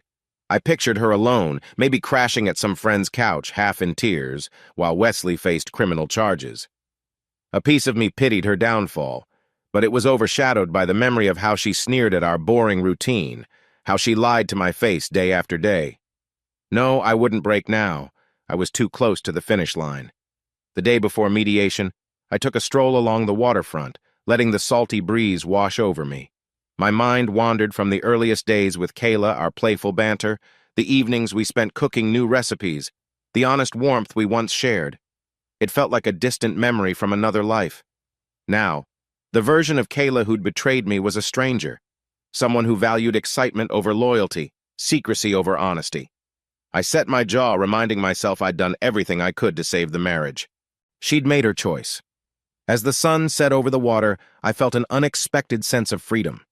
I realized that in losing Kayla, I'd lost the illusions, the resentment, the heartbreak. All that was left was my own determination, my sense of self-worth. And that, ironically, was stronger than it had been in years. Tomorrow's mediation would be the final step in securing the settlement. Then, I'd watch Wesley's trial from the sidelines, content to see him crumble. Kayla would have no place left to run, forced to swallow the consequences of her betrayal. I inhaled the crisp air, feeling the tension that once coiled in my chest loosening. I was on the brink of closure, about to step into a future untainted by her lies. Tomorrow at the mediation table, I'd face Kayla for the last time, not as her husband, but as the man who'd overcome her deception, and I would stand unshaken. I arrived at the downtown mediation office just before 9 in the morning. The sleek, modern lobby with glass walls and soft, piped-in music felt eerily calm. My attorney, Daphne, greeted me with a professional smile and a firm handshake. "Ready?" she asked. I nodded. I wasn't sure if ready was the right word, but I was determined. This would be the final major confrontation with Kayla, the official negotiation of how she'd repay what she stole. As we rode the elevator up, I could feel my pulse in my temples. Daphne tried to keep things light, mentioning other cases she'd worked on, but I barely heard her. My mind was on Kayla. Would she appear contrite or defiant? Would she bring some last-minute sob story? I recalled the text she sent, practically pleading for mercy. I steeled myself. Mercy wasn't in the cards. She'd misused my trust for too long. When the elevator dinged at the 9th floor, I stepped into a hallway lined with frosted glass doors. A receptionist led us to a small conference room. Through the glass, I glimpsed Kayla inside, seated across from her attorney. She looked thinner, her posture slumped. The moment she saw me, her eyes flicked downward, unable to hold my gaze. We settled at the table, attorneys between us. The mediator, an older woman with kind eyes, introduced herself, then explained how the process would go. Each side would present their demands, they'd attempt a compromise if needed, and so forth. Basic mediation protocol. I felt a tingle of impatience. I didn't come here for haggling. I came to finalize what Kayla owed me. Kayla's attorney cleared his throat. My client acknowledges her wrongdoing, both financially and personally. She requests a structured repayment plan, given her current unemployment and lack of resources. She also asks that the total restitution be lowered, as the stolen sum did not yield any profit. I scoffed inwardly.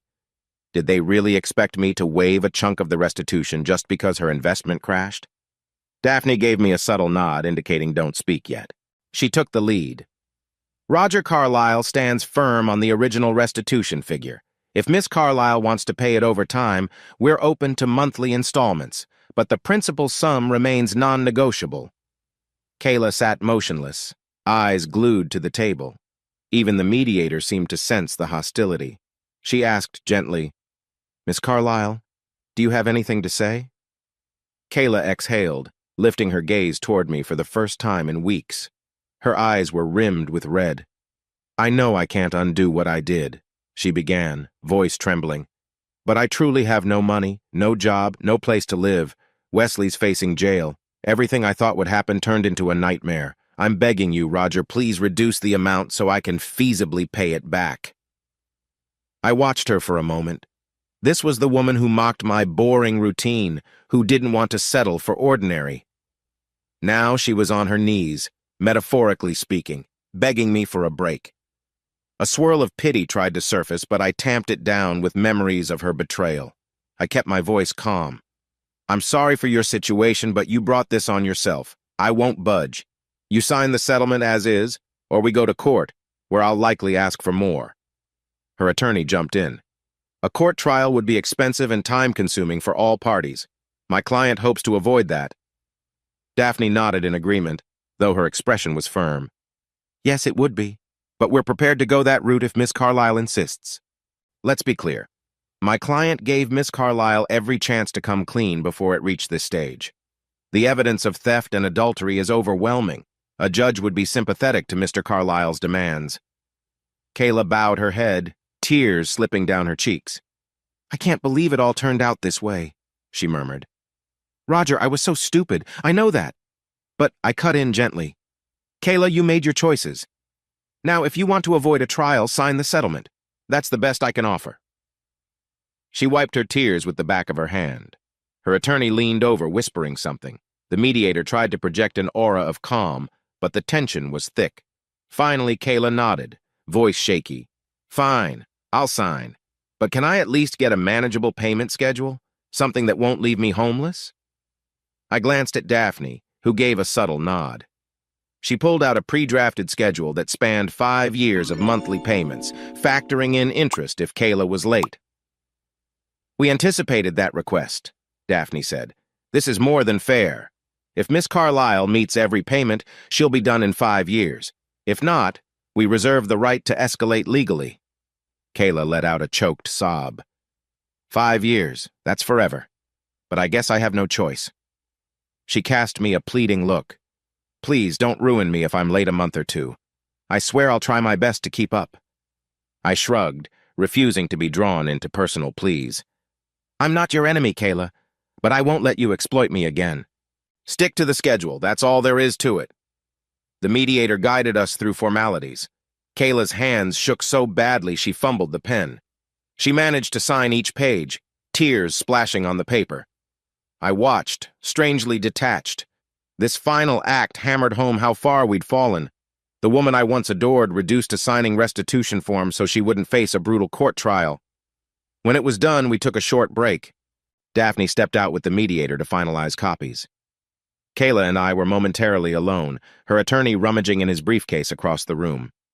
She breathed unsteadily, then rose to approach me. She stopped a foot away, eyes haunted. "Roger," she said quietly, "I know I'm the villain here, and I deserve the consequences, but I truly did love you. I messed up because I was restless, not because I hated you." A pang shot through me. I gazed at her, seeing the faint lines of stress on her face, the sadness that dripped from her every word. "That doesn't change what happened," I said, voice soft but unwavering. "You threw away our marriage for some fantasy of excitement. Now you're paying the price." Her lips trembled. "I lost sight of what was real. I wanted more, but all I got was ruin. She took a shaky breath. "I'm sorry. For everything." I held her gaze. In another life, maybe I'd be comforted by her regret. But too much damage had been done. "Apology accepted," I managed. Her eyes flickered with surprise. I continued, "But that doesn't mean forgiveness. It just means I won't carry hatred for you. I'm moving on, Kayla. You should too." She nodded, tears flowing again. "I understand. And I hope one day you can have a life that's fulfilling truly. You deserve better than what I gave you." Before I could reply, Daphne returned, mediator in tow. The moment evaporated, replaced by the mechanical steps of witnessing signatures, stamping notary seals, and handing out copies.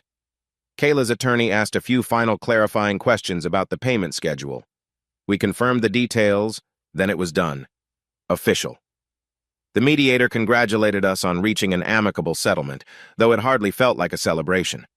As Kayla prepared to leave, she gave me one last anguished look. "Goodbye, Roger," she whispered. Then she turned and walked out, her attorney guiding her by the elbow. I stared after her, feeling an odd sense of closure. The next time we'd see each other might be if she defaulted on payments and I had to enforce the agreement. But as far as our personal bond went, it was over. Daphne turned to me, a satisfied glint in her eye. "That was tough, but you handled it well. You got exactly what we wanted: full restitution, no spousal support, plus acknowledgement of her wrongdoing. This is a big win." I sighed, shoulders sagging. "Yeah, it is." Yet, as we left the building, I realized winning can still taste bitter when the entire relationship behind it had been a lie. The next day felt strange, as if I'd stepped into a new reality. All the major battles were resolved. Kayla had no illusions left. I had no secrets to uncover. The war was over, and I was standing in the ashes. But I had a sense of freedom, too. Freed from her manipulation, freed from the anxiety of not knowing.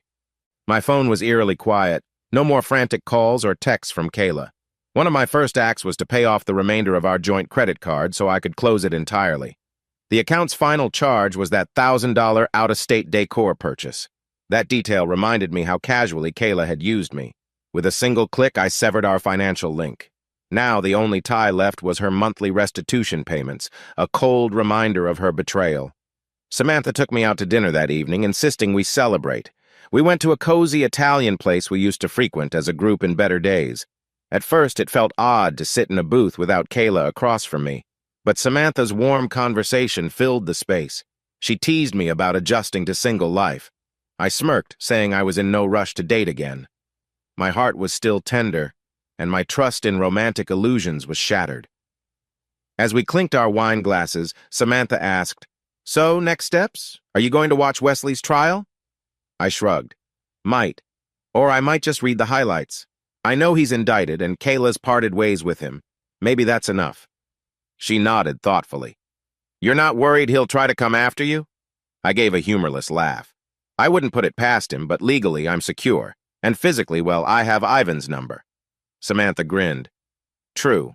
Ivan would be happy to handle any nonsense. We chuckled, then eased into a comfortable meal, discussing lighter topics, her marketing campaigns, my new software initiative at work. It felt good, like I was reconnecting with simple, normal life, free from the drama that had consumed me for months. The following week, news broke that Wesley's trial had a date set for early next month. He'd be facing charges of fraud, forgery, and potential racketeering if they uncovered more. Rumors swirled about how many years he could get. Kayla's name wasn't directly mentioned, but inside sources claimed she'd be subpoenaed to testify about certain transactions. If that happened, I wondered if she'd tell the whole truth, or cower. Either way, it was no longer my problem. I spent that Sunday cleaning the house thoroughly, a ritualistic purge of the old. I vacuumed behind furniture, tossed out a box of worthless clutter Kayla left behind. The entire time, I listened to music from my college days, loud and unapologetic. A sense of renewal filled me. This was my home, my space. At one point, I stumbled on a small photo album from our honeymoon images of Kayla and me on a beach, smiling radiantly. The memory stung. I thumbed through a few pages, noticing how carefree we looked. How had it come to this? Then I reminded myself that Kayla no longer existed. The one who betrayed me was a different person. I carefully placed the album in a sealed box labeled Archive. Maybe I'd revisit it when time dulled the pain. Late afternoon, I poured myself a drink and stepped outside onto the porch. I watched the sunset, colors shifting across the sky. My phone buzzed with a message from an unknown number. I almost ignored it, but curiosity won. It read, "Roger, it's Kayla. I wanted to let you know I'm cooperating with the investigation. I'll do what's right. I've accepted the restitution plan. I hope you find peace. Goodbye." I stood there a moment, letting her words sink in. She was admitting, in her own way, final defeat. Perhaps she'd testify against Wesley, or maybe she was trying to salvage her own skin. I typed back, "Thank you for letting me know. I hope you find whatever path forward you can. Goodbye." That was it. 2 lines. I hit send, feeling a quiet sense of finality. The next morning I woke feeling lighter. So many of my nights had been plagued by nightmares or insomnia, but now I slept soundly. At work, my productivity soared. My boss noticed, praising my code design. My team teased me about finally being in your groove, man. If they only knew the personal storm I'd navigated. Ivan dropped by the office at lunch wanting to chat. We grabbed burgers at a nearby joint and he flashed a satisfied grin. So, mission accomplished, huh? Kayla's out, settlement signed, Wesley's heading to the gallows? I chuckled. Yeah, it's surreal. I remember calling you in a panic months ago, suspecting something was off. Now we're here, me basically free, them facing ruin. Ivan shrugged. Hey, you did all the heavy lifting. I just snapped some photos and dug up details. I'm glad I could help. I felt a surge of gratitude. I owe you, man. If you ever need a favor, I'm there.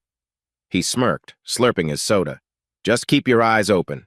People in meltdown mode can lash out. Wesley might blame you for exposing him. Kayla might become unhinged. Let's hope they both just fade away quietly. I nodded, remembering Samantha's warning about desperate people. I'll stay vigilant, but I think Kayla's realized the fight is over. Wesley's too busy saving his own skin to come after me. Ivan raised his burger. To your new chapter, buddy. May it be drama-free. We clinked soda cups, a small celebratory gesture. In that moment, I realized how grateful I was for the friends who stuck by me, Samantha, Ivan, even some colleagues who'd noticed my tension and offered support. Kayla's betrayal might have taught me which connections truly mattered. A few days later, I got an unexpected call from Kayla's father, a man I hadn't spoken to in over a year. I nearly let it go to voicemail, but then I remembered he might not be aware of everything. So I answered, bracing myself. He sounded weary, explaining that Kayla had come to stay with them briefly, though it was tense. She's in a rough place, Roger, he said quietly. I'm not calling to guilt trip you. I just want to know if there's any chance for leniency in this restitution. She's drowning. I closed my eyes, biting back frustration. Another attempt at mercy? Sir, your daughter inflicted a lot of damage. I'm not aiming to be cruel, but I can't just wave away what she owes. The legal documents are signed. He sighed. I figured. I thought maybe you'd want to hear from me that she genuinely regrets everything. She's barely eating, terrified about paying you back. A pang of guilt flared, but I held firm. I'm sorry she's suffering, but I can't fix that. She crossed a line. This is a fair settlement under the circumstances. Kayla's father exhaled heavily. I understand.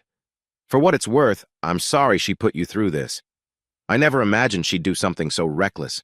If you ever need to talk, or want my perspective, I'm here.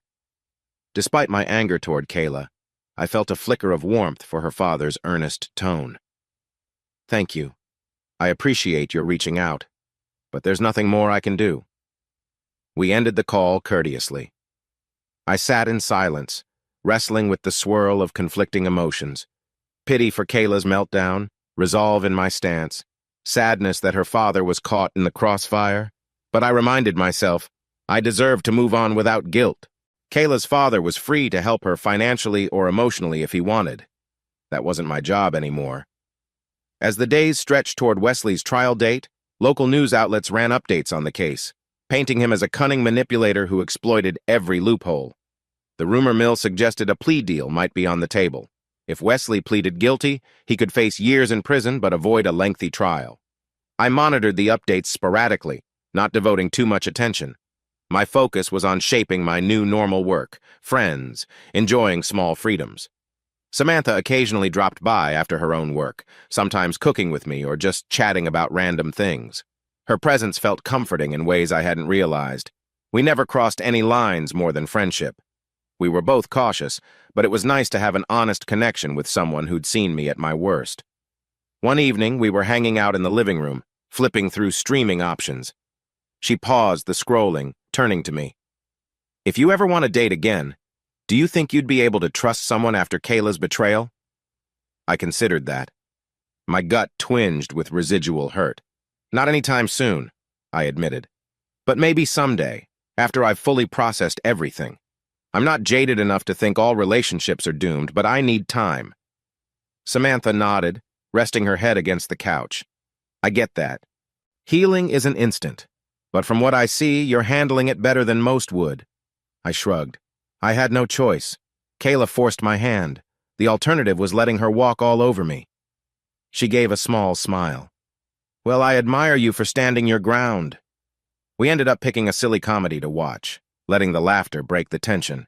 As the credits rolled later, I felt a sense of calm. The old wounds Kayla inflicted were scarring over day by day. I wasn't fully healed, but I wasn't bleeding anymore either. The week of Wesley's trial arrived. My phone buzzed with an alert. Day 1 of the hearing was in progress. Out of morbid curiosity, I peeked at the local news coverage. He stood in a dark suit, face grim, next to his defense lawyer. They read out charges of fraud, forging official documents, endangerment of tenants.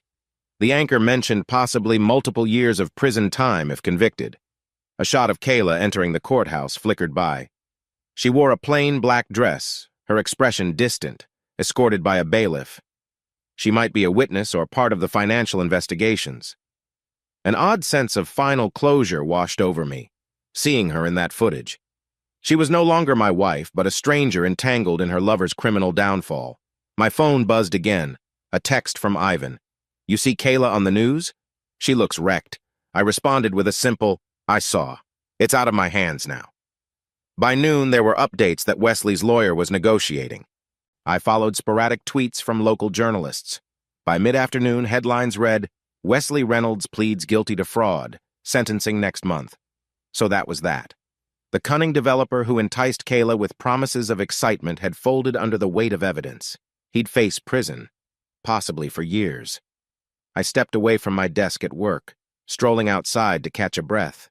The city skyline shimmered in the afternoon sun. My mind replayed how close I'd come to being entwined in his shady empire if Kayla had roped me into investing. Instead, I dismantled their scheme. A wave of gratitude and relief hit me. Samantha called, voice brimming with curiosity. Did you see the news? Guilty plea. I nodded even though she couldn't see. Yes, guess he realized his goose was cooked. How do you feel? I took a moment, letting the breeze ruffle my hair. I feel free. Let him rot. As for Kayla, maybe she'll testify at sentencing or something. Either way, we're done. Samantha exhaled. I'm just glad this chapter is closing. You can truly move on. Exactly, I agreed. No more waiting for the next shoe to drop. It's all out in the open now. That night, I arrived home and found the house peaceful in a way that felt almost surreal. The final threat to my peace had been neutralized. Kayla's restitution plan was locked in, Wesley was facing prison, and no new phone calls disturbed me. I flicked on the living room light, observing the space that once hosted Kayla's design touches. Now it was wholly my own. I made a simple dinner, then settled onto the couch, mind drifting.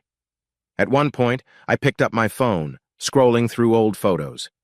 There were glimpses of me and Kayla smiling at parties, traveling, hugging in front of landmarks. I felt a small ache, but no tears came. She'd chosen a different path, and I'd survived her betrayal. She was paying me back for every cent stolen.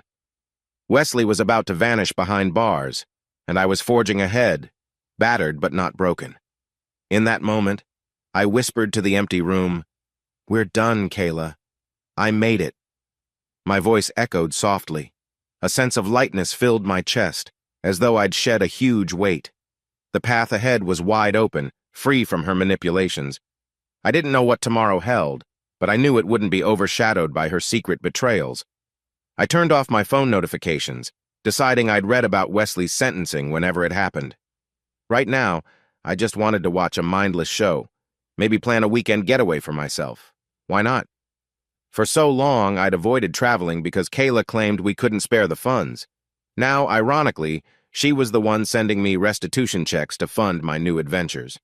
My lips curled into a slight smile. A swirl of relief, pride, and bittersweet reflection coursed through me. One chapter was closed. I'd proven my strength, uncovered her lies, taken back my dignity, and held everyone accountable. All that remained was my future, which I would write on my own terms, unburdened. I knew the courthouse would be a maze of tension and hushed whispers. I arrived early that morning, stepping out of my car and adjusting my jacket, bracing myself for a day that could shift everything yet again. The late September sky was overcast, spitting a light drizzle that slicked the concrete steps leading up to the main entrance. This was the day Kayla and I would finally square off in open court our first official hearing on the divorce, finances, and, most crucially, her betrayal. My pulse thudded in my ears as I walked inside, the coolness of the marble floors underfoot. Part of me couldn't believe how far we'd come from the days of naive trust.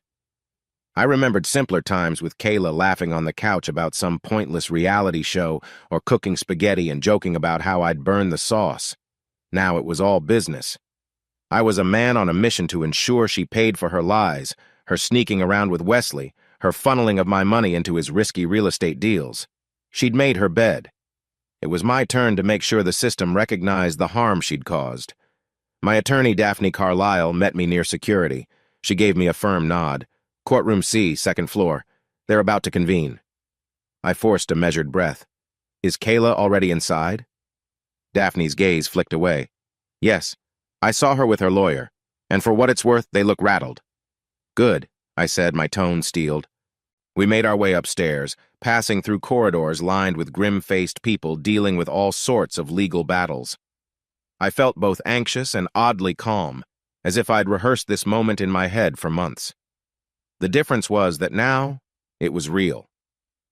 Kayla would face the consequences for every lie, every stolen dime. Inside the courtroom, I spotted Kayla seated at the respondent's table with her attorney. She looked smaller than I remembered, shoulders hunched. When our eyes briefly met, she dropped her gaze to the table. I tried to ignore the pang of memory of how that same woman once greeted me at the door with a bright smile. Today, she'd probably rather be anywhere else. The bailiff announced the judge's arrival, instructing everyone to rise. Judge Marston, a woman with a sharp, no-nonsense stare, took her seat. My heart rattled a bit. This wasn't some casual mediation. This was official, the beginning of a legal process that could define whether Kayla paid me back or got some twisted sympathy. But I had ironclad evidence. I couldn't let any flicker of pity derail my cause. Once we were all seated, Daphne rose to present our side. She explained how Kayla had engaged in adulterous behavior, funneling joint marital funds to Wesley Reynolds. She briefly mentioned the separate scandals swirling around Wesley, which would factor into Kayla's use of marital assets for illicit ventures. Daphne produced our exhibits, bank statements, photos, text transcripts. I caught a glimpse of Kayla closing her eyes, pained, as each new piece of evidence stacked the odds higher against her. Kayla's attorney, a lanky man named Reeves, tried to paint Kayla as a confused spouse who had buckled under stress. He insisted she didn't intend to hurt me, that she believed she was making an investment that would benefit us both. I almost laughed out loud. The judge's neutral expression revealed little, but I sensed she wasn't buying the sob story. We also have statements from Janelle Winters, Miss Carlisle's direct manager, indicating multiple absences and neglected responsibilities, Daphne continued. It underscores the shift in Miss Carlisle's priorities away from her marriage and job, and toward clandestine meetings with Mr. Reynolds. A hush fell. Reeves attempted to object that Kayla's job performance wasn't fully relevant. Daphne countered that it showed a pattern of willful deception in different areas of Kayla's life. The judge allowed it. Kayla looked down at her hands. I felt that old sting of anger flare. She had so brazenly lied to me, to her boss, to the entire world. Now, at least, the truth was surfacing in a venue where she couldn't hide behind flippant excuses. When it was Kayla's turn to speak, she stood voice trembling and read from a brief statement.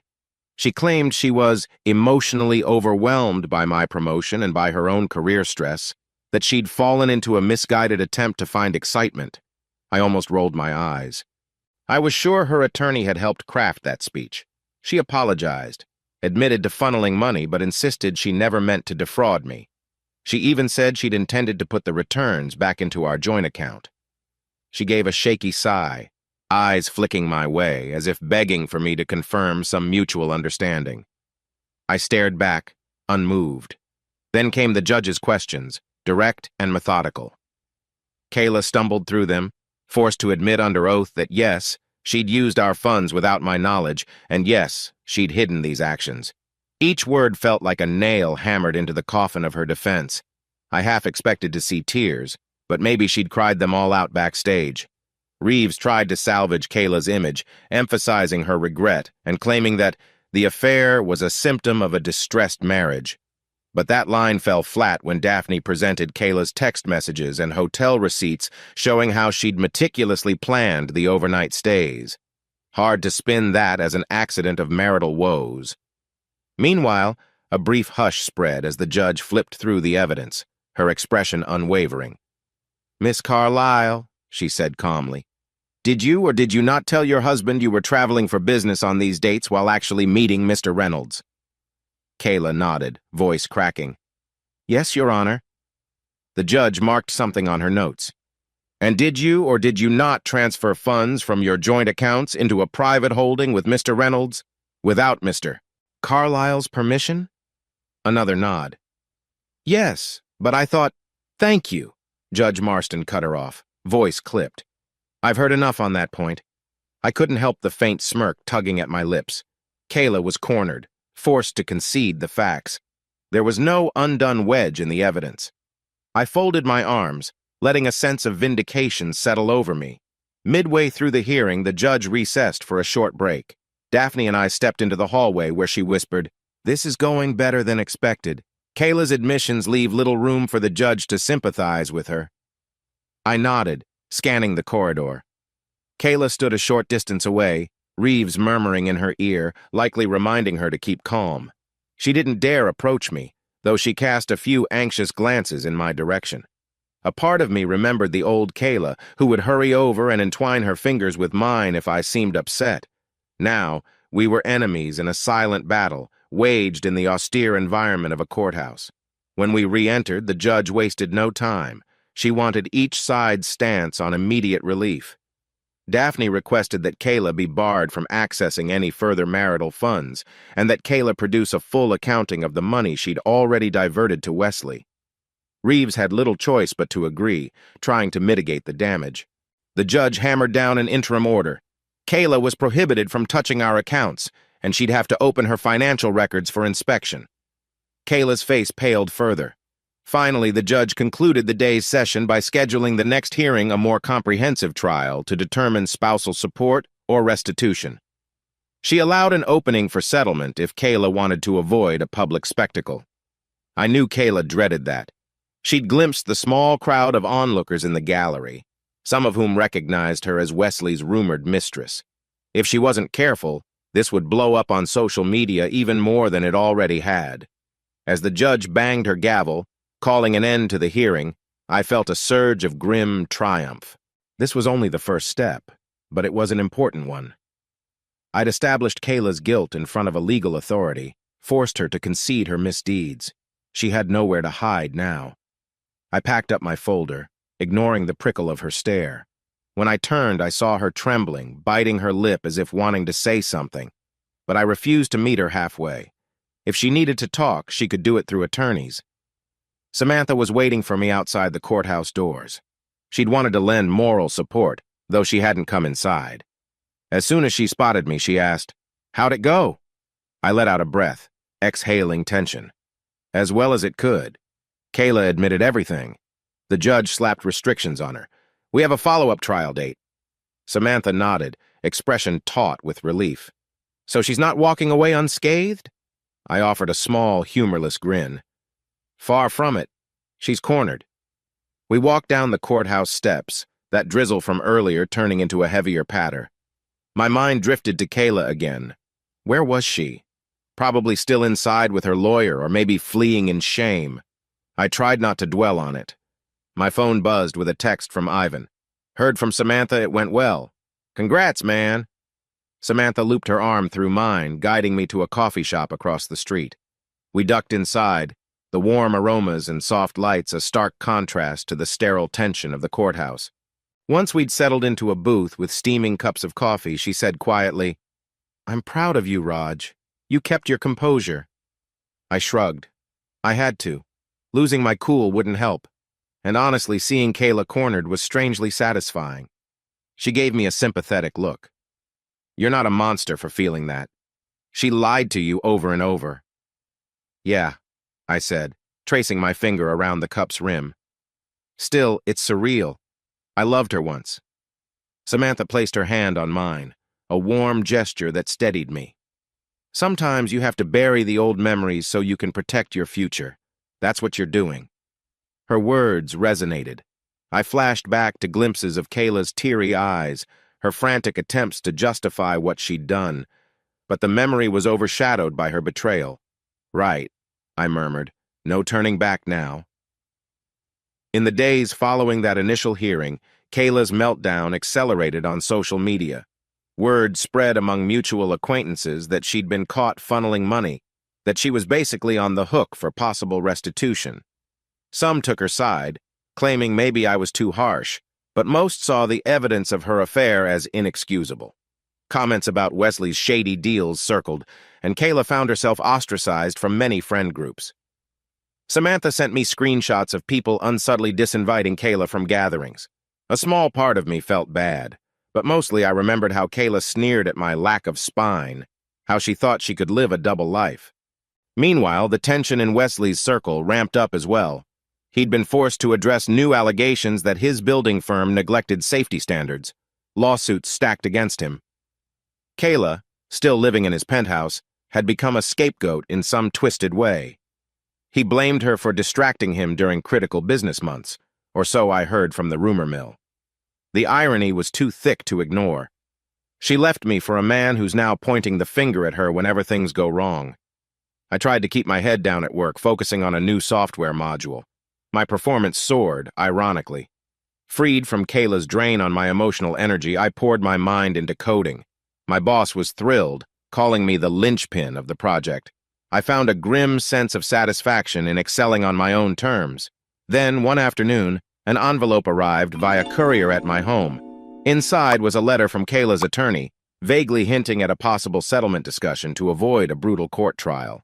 They implied Kayla might be willing to concede certain assets if I'd lighten demands for restitution. I let out a bark of laughter. She wanted me to lighten demands? If anything, I was prepared to push harder. Daphne recommended we hold off. "They're fishing," she said. "If we show any interest in softening the blow, they'll assume you're weak. Right now, you hold every advantage." I nodded, hearing the echo of Kayla's mocking words about me being a safe, docile husband. She'd learned how wrong she was. Midweek, I got a text from Kayla, just a single line. "Can we please talk, face to face?" I stared at it a full minute, remembering the swirl of heartbreak and anger whenever we were in the same room. Finally, I responded, "No. Go through your lawyer." She tried calling twice after that, which I ignored. Samantha, upon hearing this, gave me a firm nod. "Good. Don't let her tears manipulate you." Still, I couldn't fully stamp out the twinge of guilt. We'd shared a life.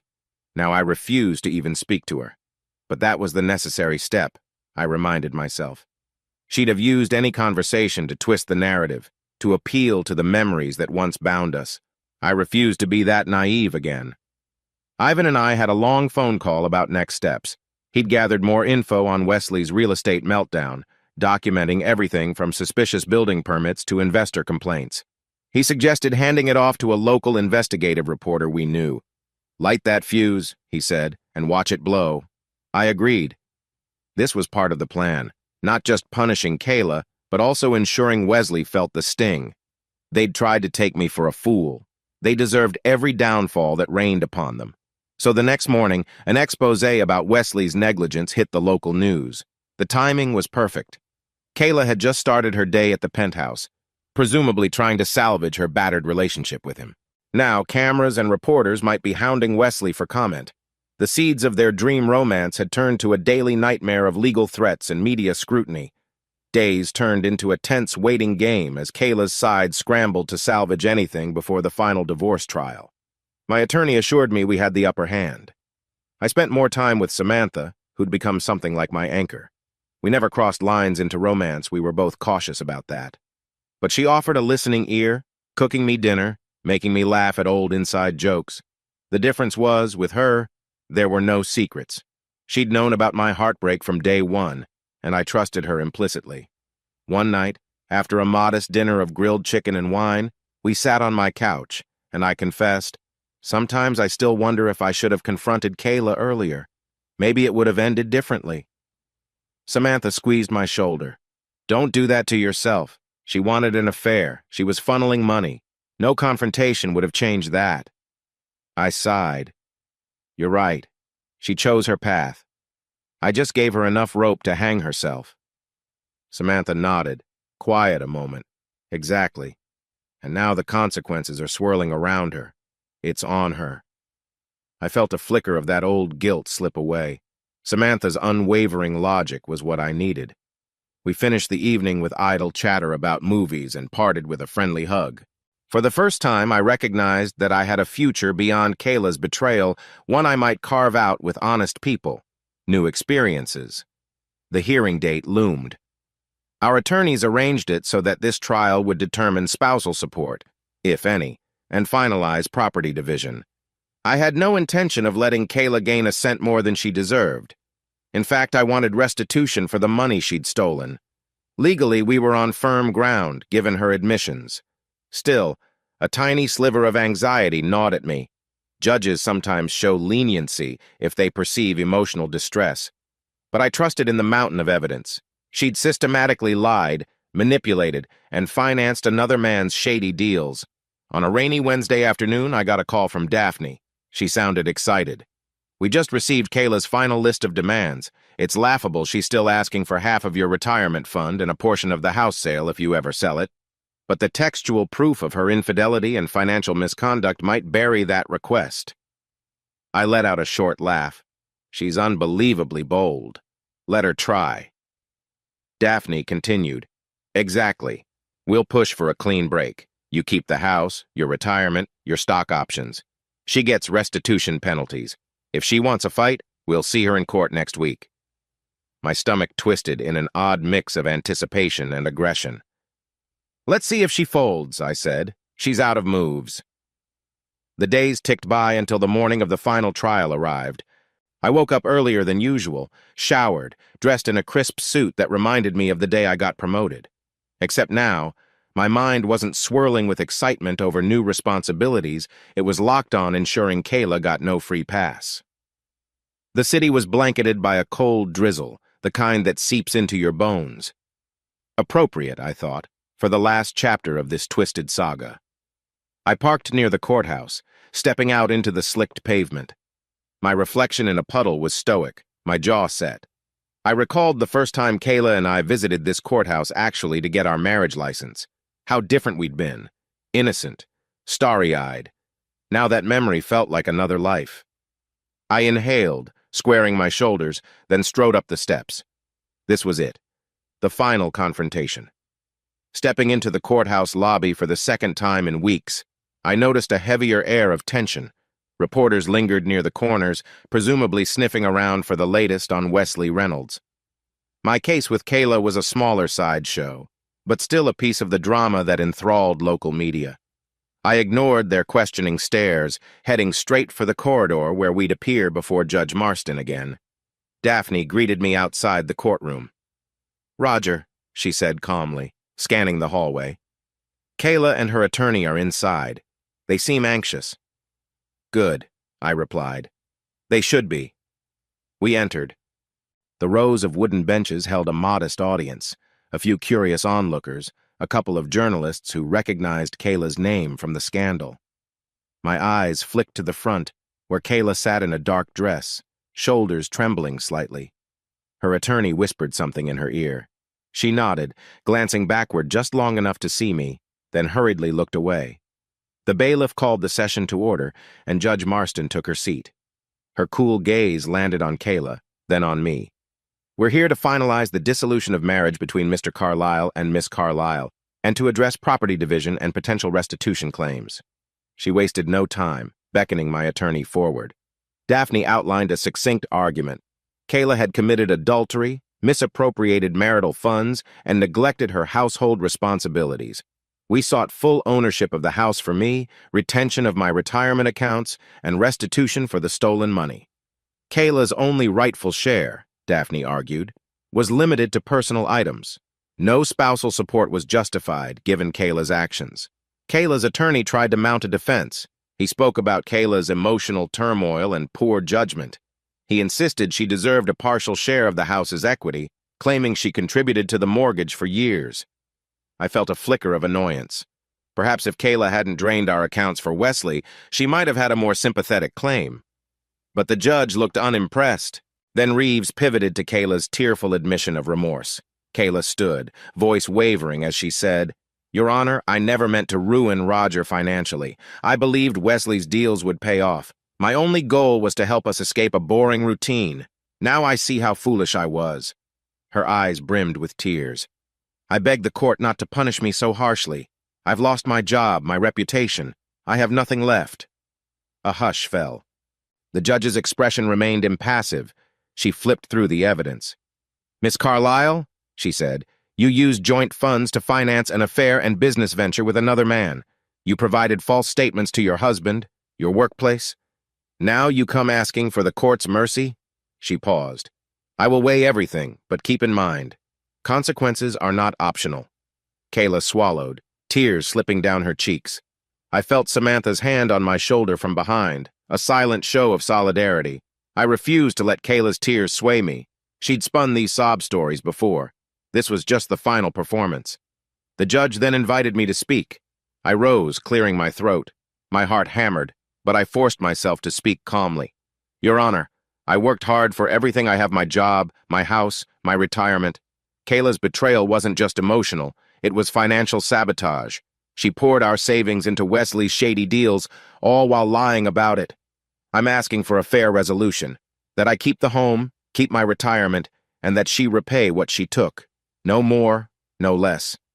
I don't want her punished beyond that, but I refuse to let her walk away with half of what I built, as if she never caused harm." My words echoed in the silent courtroom. Kayla's tears intensified, but I stared straight at the judge, not at her. Judge Marston nodded. "Understood."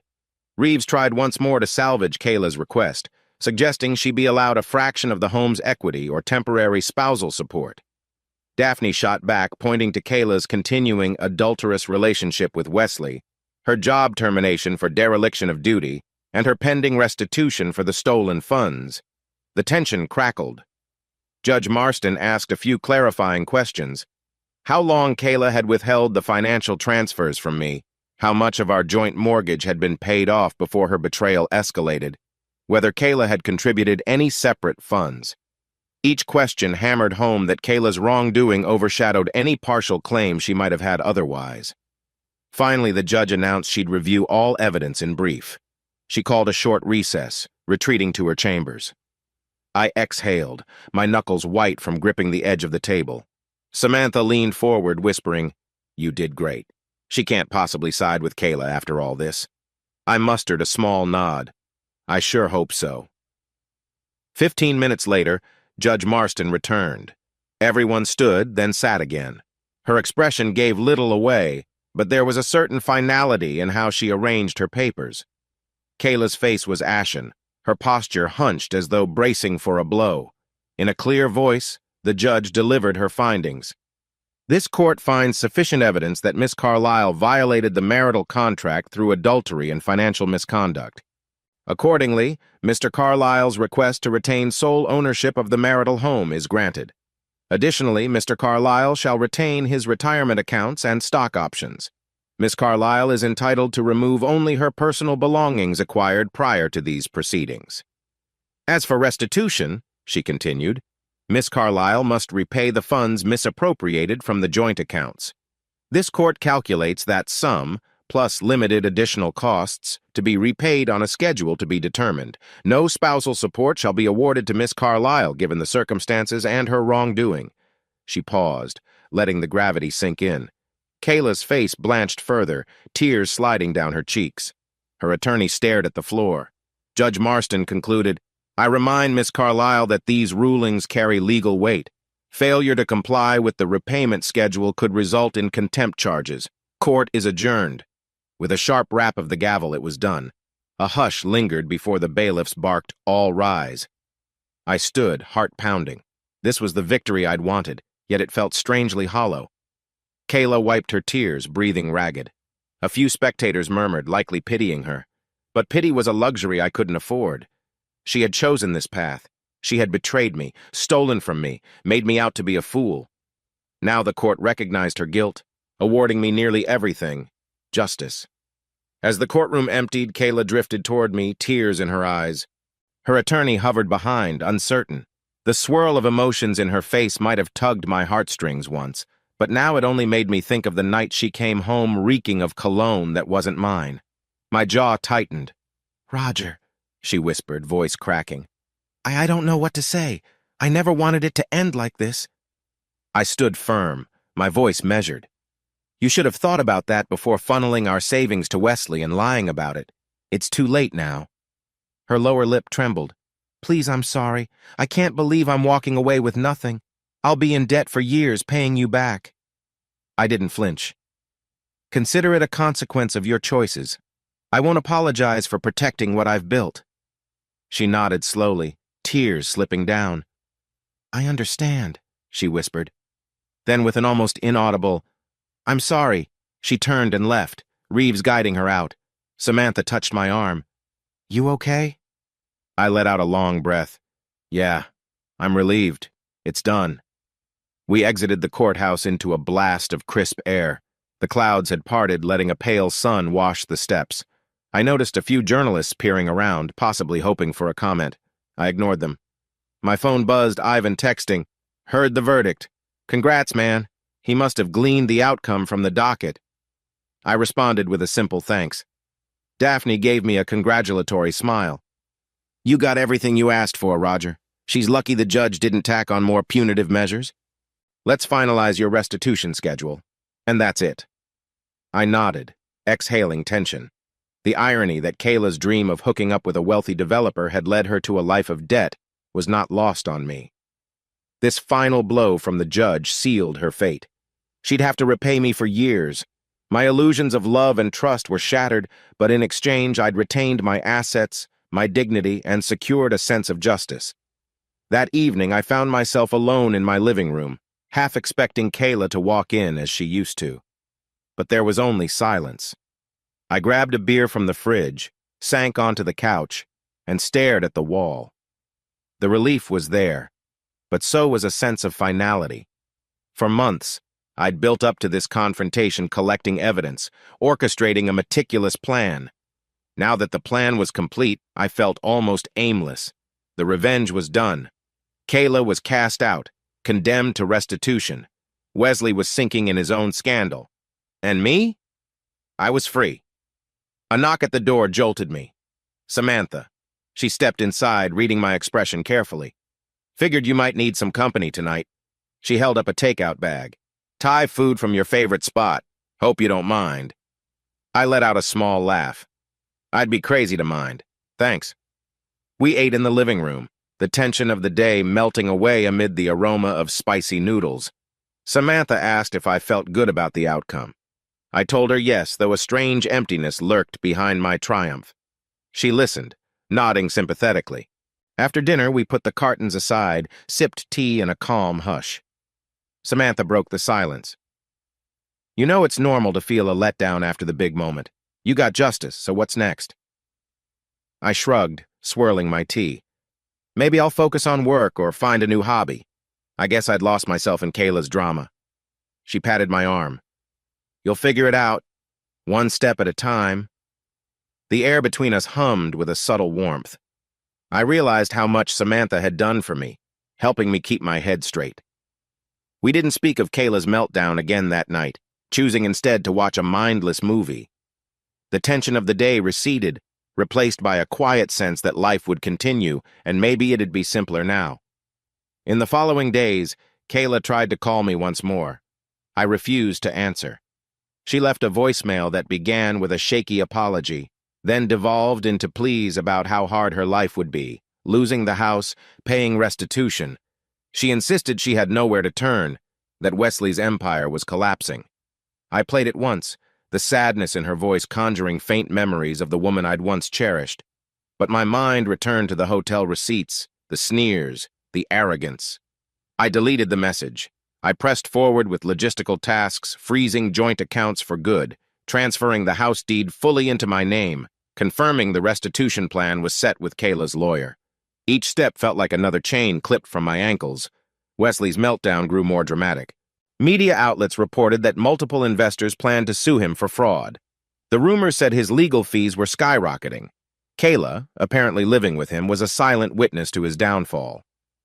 I heard from a mutual acquaintance that they fought constantly, each blaming the other for everything. If Kayla had thought she was trading up, she'd discovered the trade was worthless. One rainy afternoon, Samantha texted me a link to a local news article. Wesley Reynolds facing likely criminal indictment for repeated building code falsifications. The article speculated he might get indicted within the month.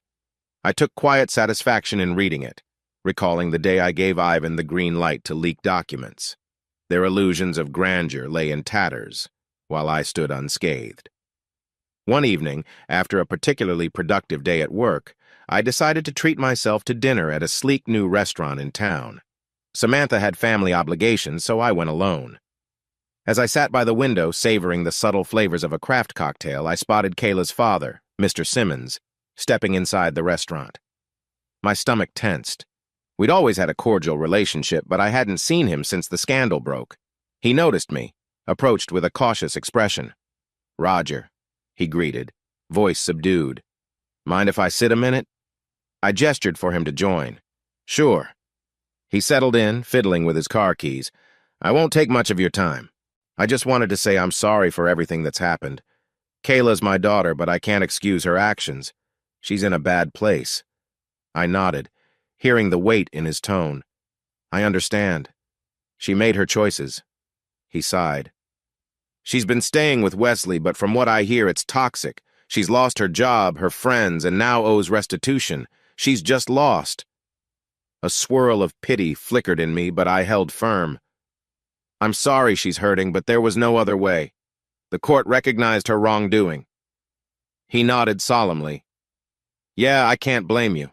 I love my daughter, but she messed up badly. If you ever need to talk, or if there's any more turmoil from her side, just let me know." I offered a polite nod, feeling a pang of sadness for him. He didn't deserve to watch his child self-destruct. "Thank you.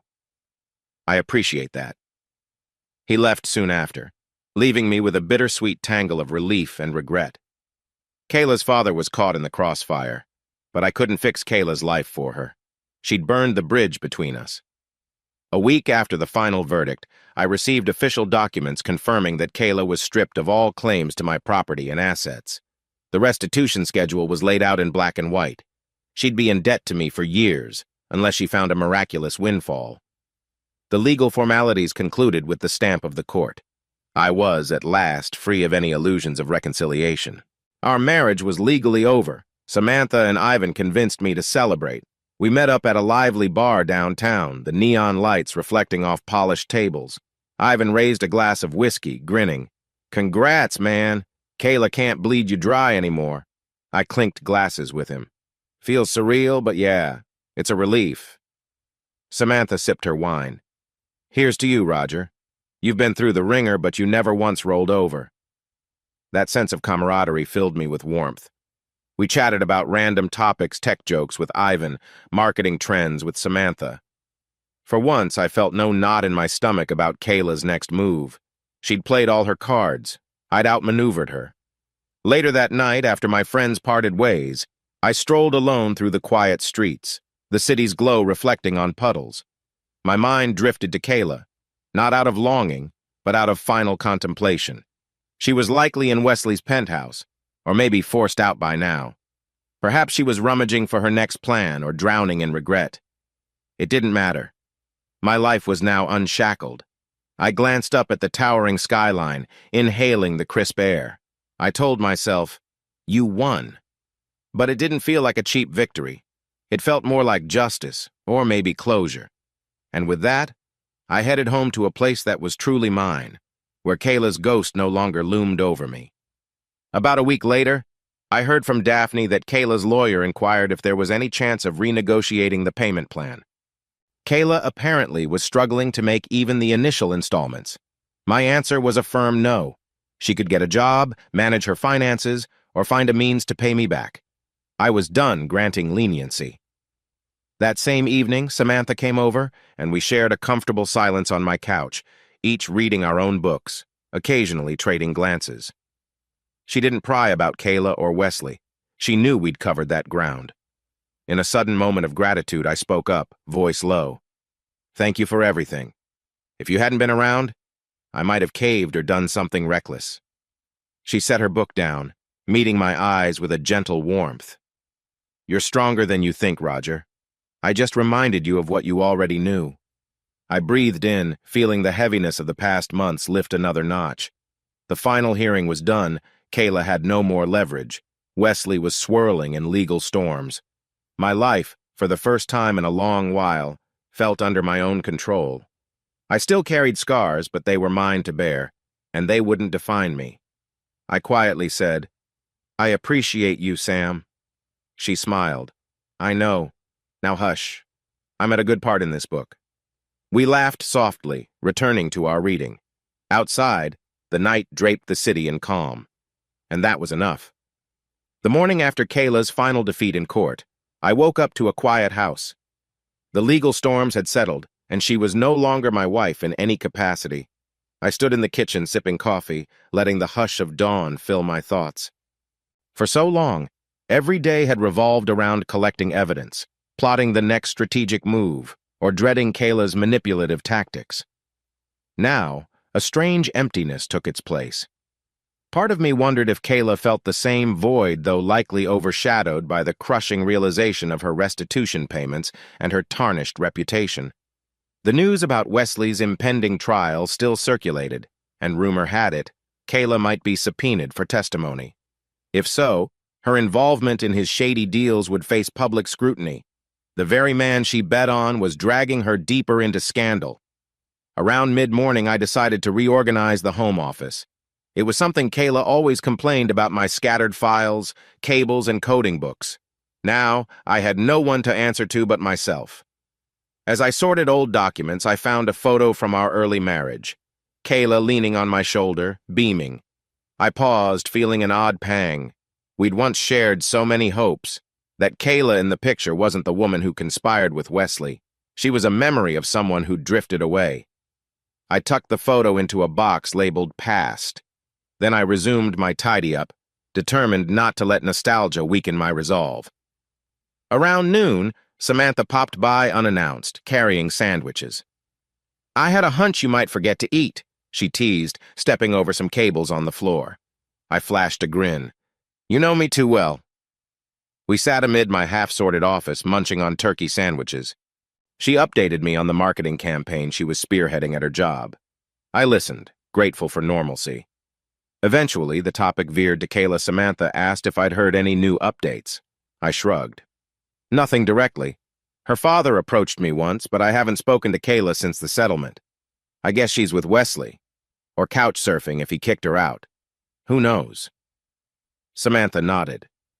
A mutual friend saw Kayla at a diner last night. Said she looked hollow. Some people tried to ask about her finances, but she brushed them off. A flicker of pity ran through me, but I let it pass. She's paying her debts. That's all that matters to me. Samantha changed the subject to lighten the mood. We joked about old memories from college, how Kayla used to brag about me being the smartest coder around. The irony stung, but I refused to dwell on it. Kayla bragged about me, yet she still chose Wesley for that short burst of excitement. She gambled her entire marriage away. A few days later, word broke that Wesley's criminal trial date was set for next month. Headlines declared, property mogul, Wesley Reynolds, faces fraud, safety violations charges. I read the article online, sipping coffee in my reorganized home office. It detailed allegations of forged inspection reports, substandard materials, investor deception, things Ivan and I had suspected all along. Now, prosecutors were bringing the hammer down. The piece mentioned Kayla's name once, calling her a personal associate of Mr. Reynolds. That was enough for the gossip rags to latch onto, suggesting Kayla might be complicit. I shook my head, half smiling at the cosmic justice. She might face public questioning, or at least face the shame of being tied to his crimes. If that wasn't the life she bargained for, too bad. She had every chance to remain loyal, to talk to me, to salvage our relationship. She chose the con man. Ivan phoned me that afternoon. Saw the news about Wesley, he said. Guess our leaked docs helped the DA build a rock-solid case. I smirked. I'm sure it did. Good riddance. The man tried to undermine my life. Let him squirm. Ivan asked if I planned to attend the trial. I paused, unsure. Part of me wants to see him in handcuffs, but the other part thinks it might be too melodramatic. I already got my closure. Up to you, Ivan said. He might get a plea deal, but we'll see. After the call, I realized how little I cared to watch Wesley in court. My bigger victory was intangible. I'd rid my life of Kayla's lies, kept my assets, and forced her into restitution. Wesley's downfall was just the final comedic flourish. I poured my energy into work, surprising even my boss with how swiftly I tackled complex coding tasks. Freed from the emotional drain Kayla imposed, I soared. My coworkers teased that I'd become unstoppable, eyeing me as a potential lead architect on future projects. In the break room, someone mentioned seeing Kayla's name in a tabloid linking her to Wesley's meltdown. I forced a neutral expression, dismissing it with a casual, "We're divorced now." That was the first time I'd said "we're divorced" out loud. It struck me that I truly was single, if not in spirit, then, in fact. The finality didn't sting as much as I expected, perhaps because I'd grieved the marriage's death a long time ago. Kayla's official betrayal had just been the funeral for what was already gone. Samantha and I fell into a comfortable rhythm, friendly dinners, occasional outings to see new movies.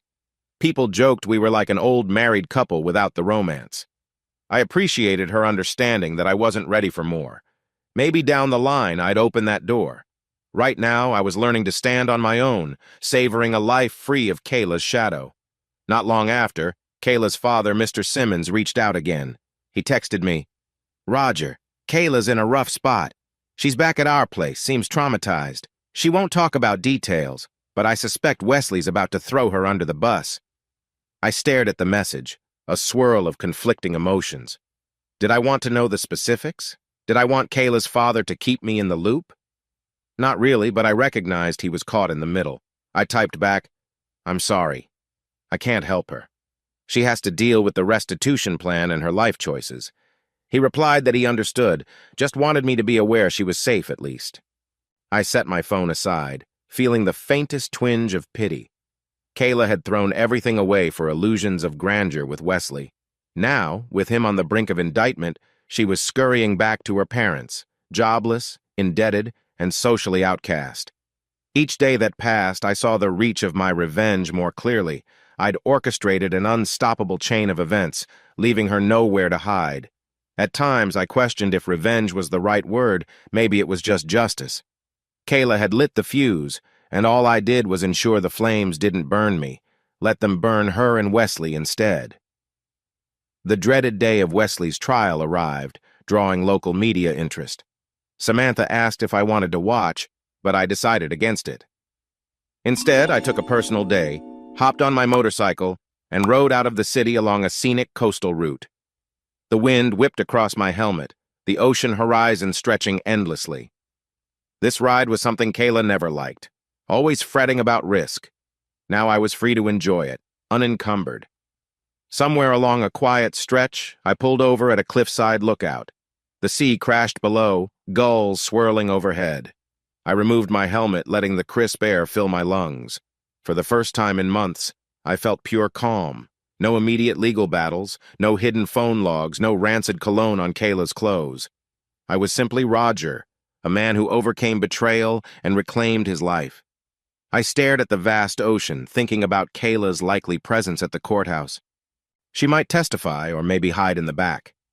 Perhaps Wesley would blame her for everything, or they'd both twist in the wind. I wasn't there to witness it, and that was the final statement of my disinterest. Kayla's meltdown was her own to confront. After a while, I returned to the bike, revved the engine, and roared back onto the open road. The sense of liberation swelled with each turn, adrenaline chasing away lingering sorrow. Late that evening, Samantha texted me updates. Wesley pleaded guilty to several counts of fraud. He faced sentencing soon, likely multiple years behind bars. Kayla was spotted leaving the courthouse, pale and shaken. The tabloids photographed her hurrying off in tears. Samantha wrote, "Looks like that's it for Wesley." And Kayla's once again the tragic footnote. A calm acceptance washed over me, so it was official. Wesley's empire was done, Kayla's illusions incinerated. I typed back a simple, fitting end. Then I turned off my phone, refusing to dwell on it further. I had no illusions that Kayla's presence in my life was truly gone. She'd still owe me monthly restitution. She might call from time to time, begging for an extension. But I'd remain unwavering. The law was on my side. She made her bed with the wrong man, and now she'd keep paying for it. In a quiet corner of my mind, I wondered if Kayla would find some job and slowly repay me, or if she'd spiral further. Either way, it wasn't my concern. I recalled that old vow we made at the altar, to stand by each other till death do us part. She'd shattered that vow the moment she hopped into bed with Wesley. My vow to protect my future was all that remained.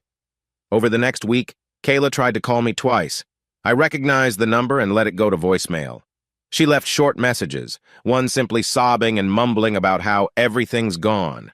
The second, more composed, asked if I'd consider meeting just to talk. I swiftly deleted them. I'd spent enough time playing her games, let her talk to my attorney if she had something official to say. Samantha occasionally asked if ignoring Kayla's pleas was hard for me. I admitted it was at times, especially when I recalled the good memories.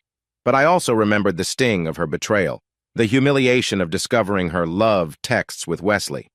That overshadowed any guilt. Meanwhile, my career thrived.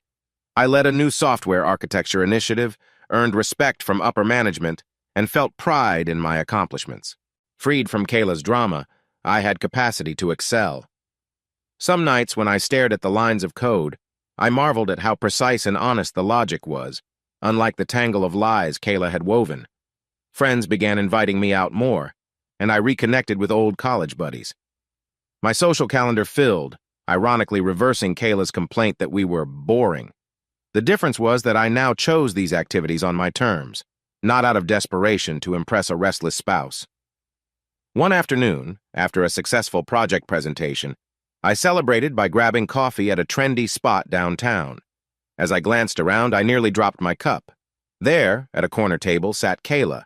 She looked worn, her hair less styled, wearing a plain shirt and jeans. She was hunched over a mug, eyes distant. A jolt of adrenaline shot through me. Should I ignore her or approach? She spotted me. Her eyes widened, lips parting. I steeled myself, then gave a slight nod, stepping forward. Her gaze flicked around, embarrassment crossing her features. "Hey," she whispered, as though unsure if I'd snap at her. "Hey," I replied tersely. She glanced at the empty seat. "Can we talk?" I hesitated, then decided a few words in public wouldn't kill me. I sat. Her coffee looked untouched. A long moment stretched. "How are you?" she ventured lamely, her eyes searching mine. "I'm fine," I said, not elaborating. "Working, living my life." She swallowed hard. "I'm not so fine. Wesley's facing prison. I lost my job, my apartment.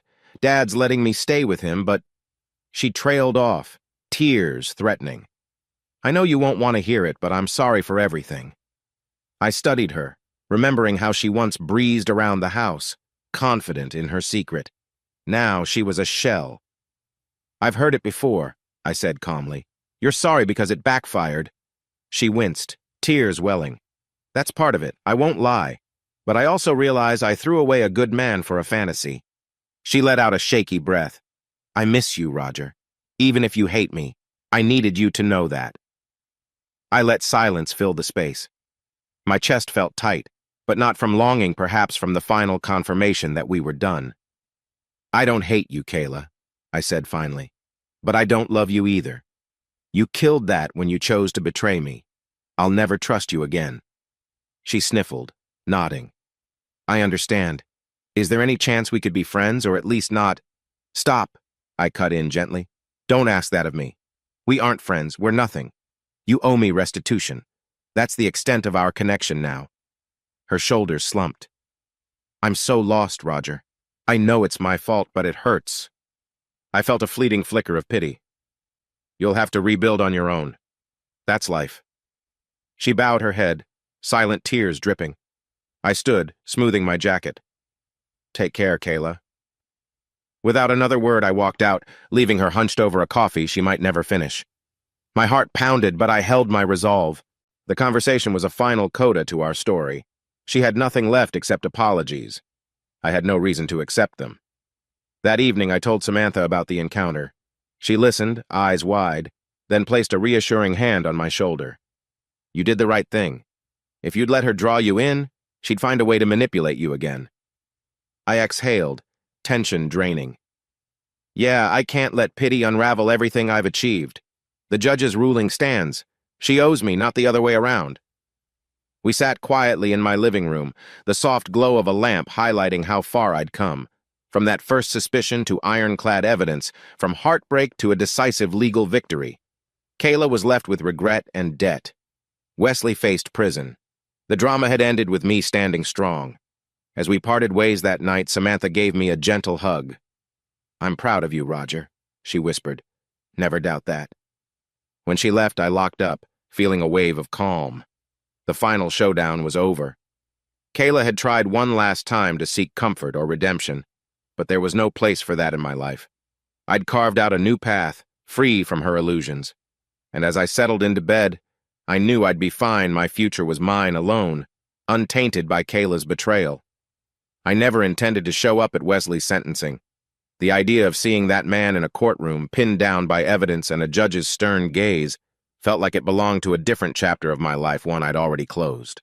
But life has a way of nudging you toward the places you think you can avoid. It all began with a single phone call on a drizzly Thursday evening.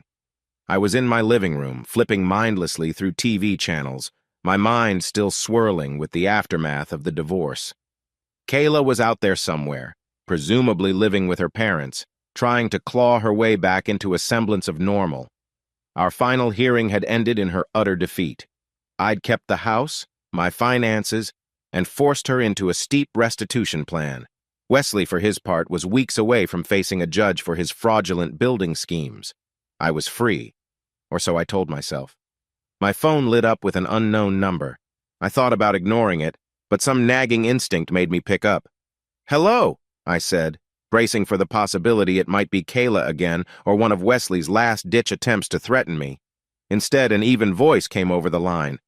Mr. Carlisle, this is Detective Vance from the District Attorney's Office. I'm calling about the upcoming sentencing hearing for Wesley Reynolds. We have reason to believe you may be called as a character witness, given your involvement in exposing his financial misdeeds. I almost laughed. Character witness? For the man who tried to bankrupt me and seduced my wife? The detective let out a faint sigh. We're aware of the personal dimension. The prosecution has a list of potential witnesses who contributed to the evidence, directly or indirectly. Your role might be minimal, but we wanted you on standby. A swirl of conflicting emotions coursed through me. I recalled the hours I'd spent with Ivan, gathering those damning files on Wesley's building violations. We'd packaged them off to a local reporter, which had helped spark the official investigation. Now the DA considered me part of the chain that uncovered his crimes. Thanks for letting me know, I said. I'm not exactly interested in standing up in court on his behalf. Detective Vance cleared his throat. I understand, but if the prosecution feels your testimony regarding the financial leaks is relevant, they might request it. It could influence sentencing. Keep your phone on next week. I agreed curtly, ended the call and stared at the dark window. Outside, the city lights gleamed off wet pavement. The last thing I wanted was another day in court. Kayla's betrayal had consumed enough of my life. Still, a small spark of curiosity flickered. Wesley's meltdown was culminating in a final act. Maybe I owed it to myself to witness it, to close the door on every shred of his influence. Samantha dropped by later that night with some groceries and spotted the tension in my posture. When I told her about the detective's call, she frowned. Are they really going to make you testify? Didn't you do enough by turning over the docs? I sighed. Maybe they'll call me, maybe not. I'm not sure. But part of me wonders if seeing Wesley face his verdict might help me move on completely. She regarded me quietly, setting a carton of milk in my fridge. You have every right to see him pay for what he did, but also, don't let it reopen wounds you finally managed to close. We ended up chatting about safer topics, her work, my next software release, yet the possibility of that sentencing hearing lingered in the back of my mind. Over the next few days, Kayla actually managed to keep her distance. We were locked in a monthly restitution agreement, a pittance that would take her years to repay. I received the first check in the mail, a small fraction of what she owed, but it was enough to confirm she was abiding by the court order. The envelope arrived unadorned, no note, no tearful apology, just the cold numbers. I deposited it without a flicker of emotion. Meanwhile, I heard a rumor from one of Kayla's old acquaintances that she'd tried to get a job at another local interior design firm.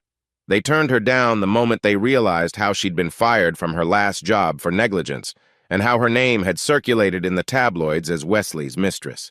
She was radioactive in professional circles. A pang of grim satisfaction flickered within me, quickly replaced by a sense of finality. Kayla had made her bed, and I wouldn't step in to cushion the blow. My lawyer, Daphne, emailed me to confirm all paperwork was finalized. "You're done, Roger," she wrote. "Divorce is final, restitution plan is locked, focus on your future." I exhaled relief reading that. Kayla's meltdown was no longer my concern. My life was humming along, my job soared, my house felt like a sanctuary free of her secrets.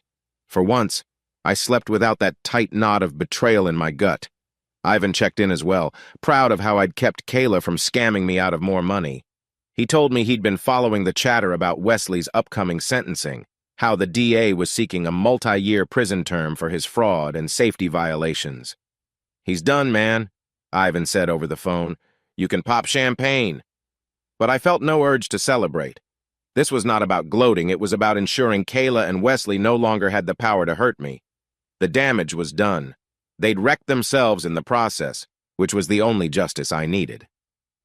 Early one morning, Samantha and I decided to grab coffee before work. We sat in a snug booth, the smell of roasted beans and fresh pastries enveloping us. We'd grown closer in recent months, though not in a romantic sense, just a warm, steady friendship that kept me grounded. She teased me about my new leadership role at the tech firm, asking if it felt strange to be the boss of so many developers. I shrugged, sipped my latte. Then she asked, almost casually, "So are you actually going to show up at Wesley's sentencing? Or wait to see if the DA even needs you?" I tapped my fingers on the table, mulling it over. Detective Vance said they might call me. Part of me thinks I should go. Another part says it's all behind me. Samantha leaned forward. "We both know closure can be tricky. Seeing the final hammer drop on Wesley might help you release any leftover resentment. If you do go, I can come with you for support." I offered a small smile. The image of me standing in that gallery, watching Wesley get sentenced, felt both satisfying and unsettling. "I appreciate it," I said softly. "I'll decide soon."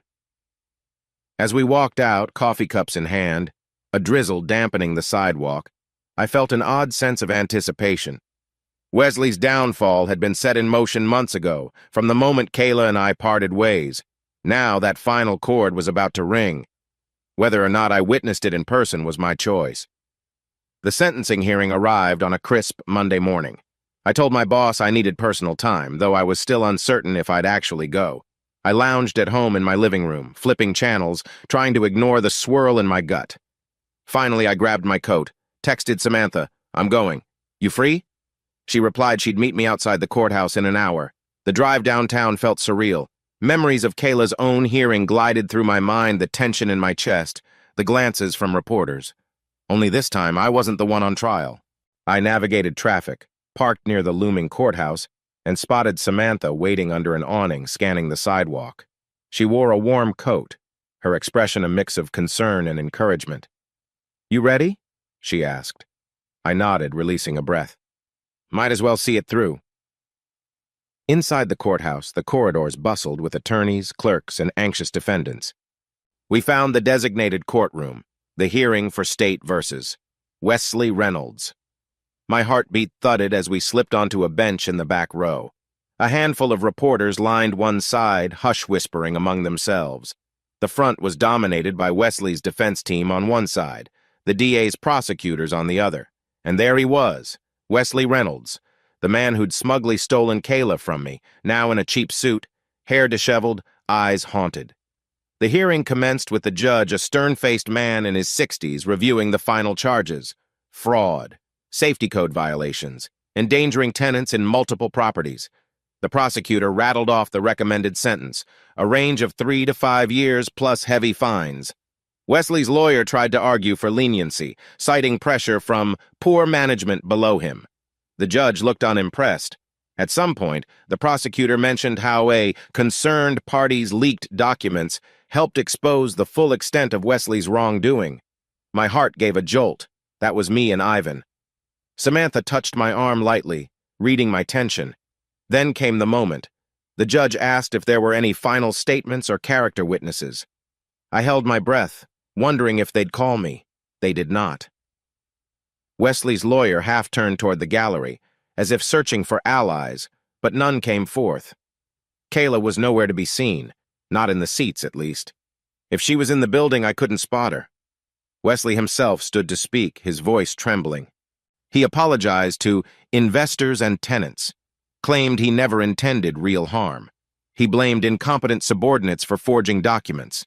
The judge's gaze stayed icy. Once Wesley finished his ramble, the judge asked if there were any final remarks. Silence. Then the judge took a deep breath and read out the sentence: 4 years in state prison, plus restitution to investors, plus multiple fines.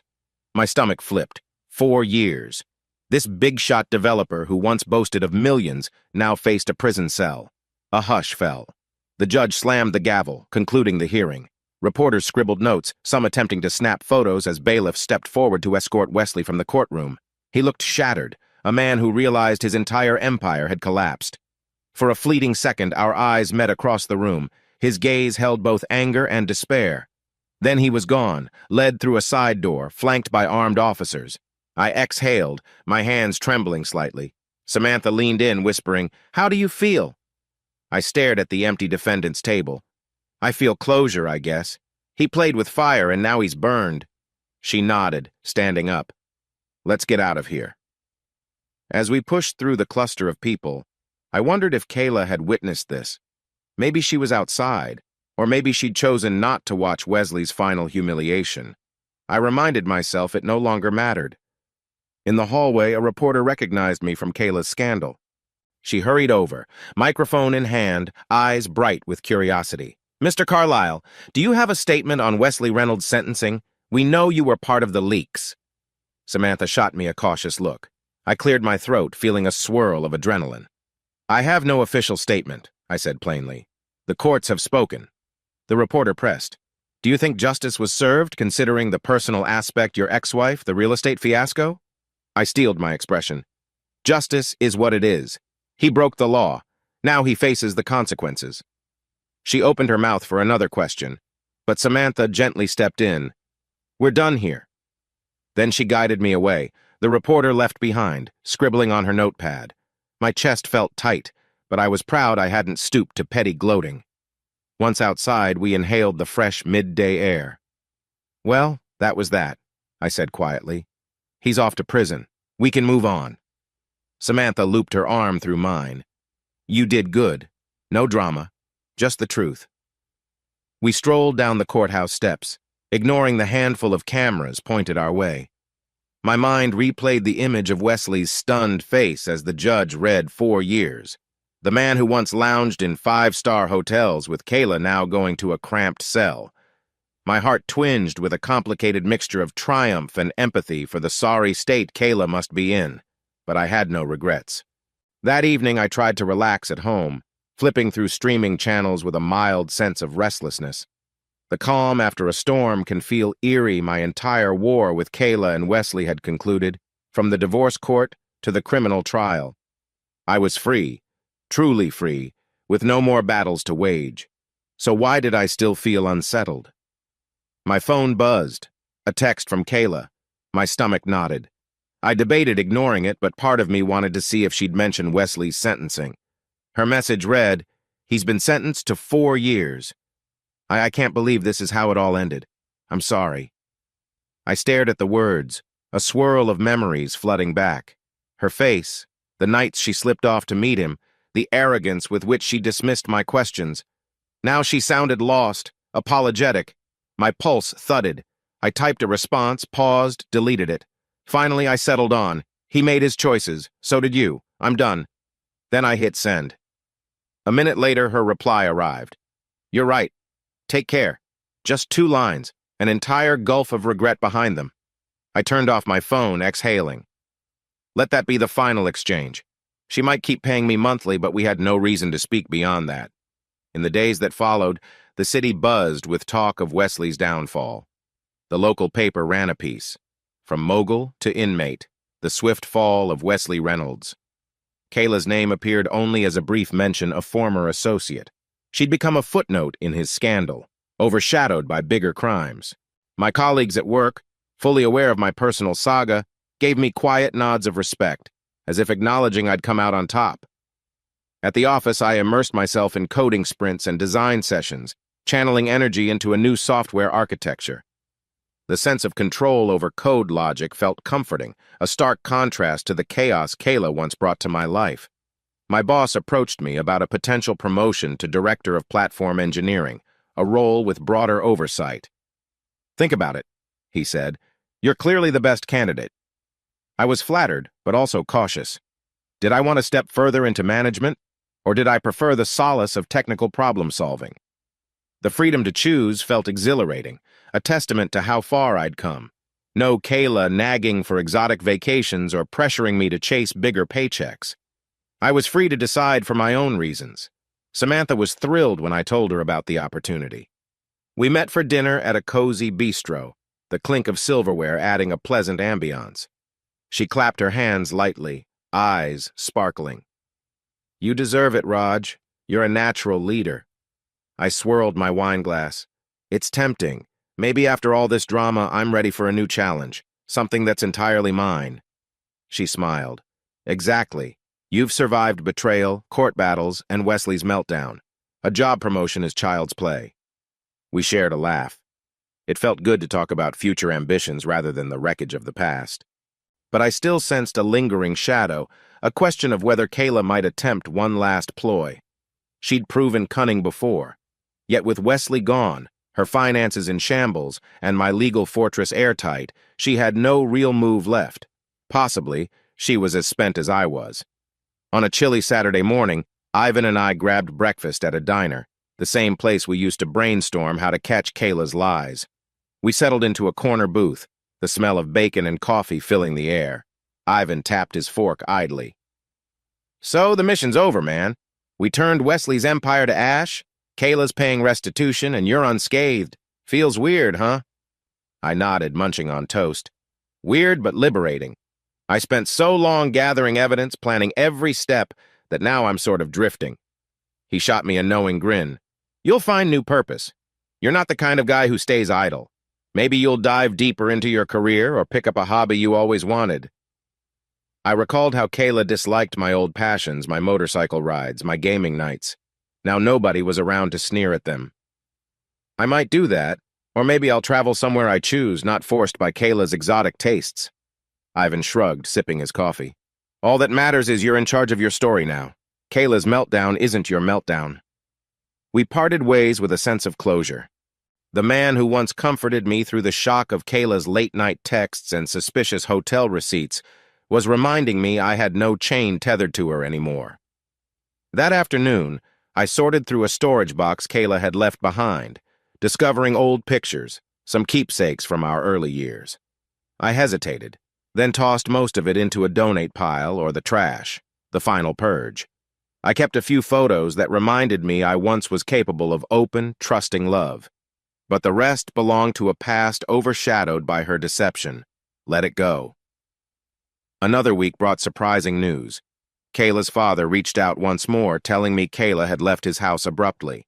She'd apparently found a low-paying job assisting at a smaller interior shop, half her old salary. She was renting a modest room near the city outskirts, scraping by. The restitution checks she sent me were small, but timely. I stashed them in a separate account, a symbolic testament to her ongoing debt. Each deposit reminded me of how she tried to siphon my assets for Wesley. Now the funnel was reversed. One evening I caught a glimpse of Kayla in passing completely by chance. I was at the supermarket scanning for a decent bottle of wine when she rounded the corner with a basket of groceries. Our eyes met, hers widening with the same uneasy guilt as the day I confronted her at home. I nodded politely. She looked pale, a few lines etched by stress. For a brief instant, I saw the woman who once smiled at me from across a dinner table, but that memory fizzled under the weight of our shared history. "Roger," she said quietly, as if the single word was all she could manage.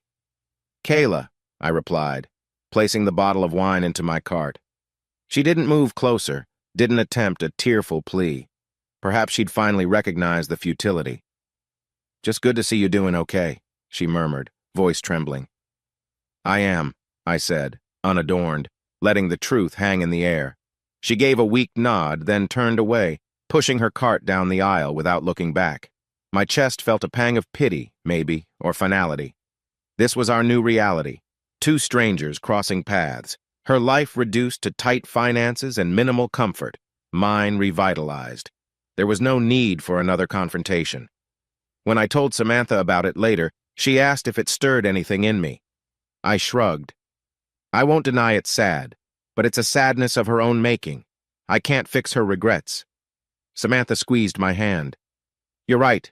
She wrote the script for her downfall. You have no part in it now." That night I sat on my porch, the city's glow on the horizon, thinking about the long journey from suspicion to revenge. Kayla's meltdown, Wesley's imprisonment, and my own empowerment. A sense of peace washed over me. I'd grown from a naive husband to a self-assured man who refused to be a victim.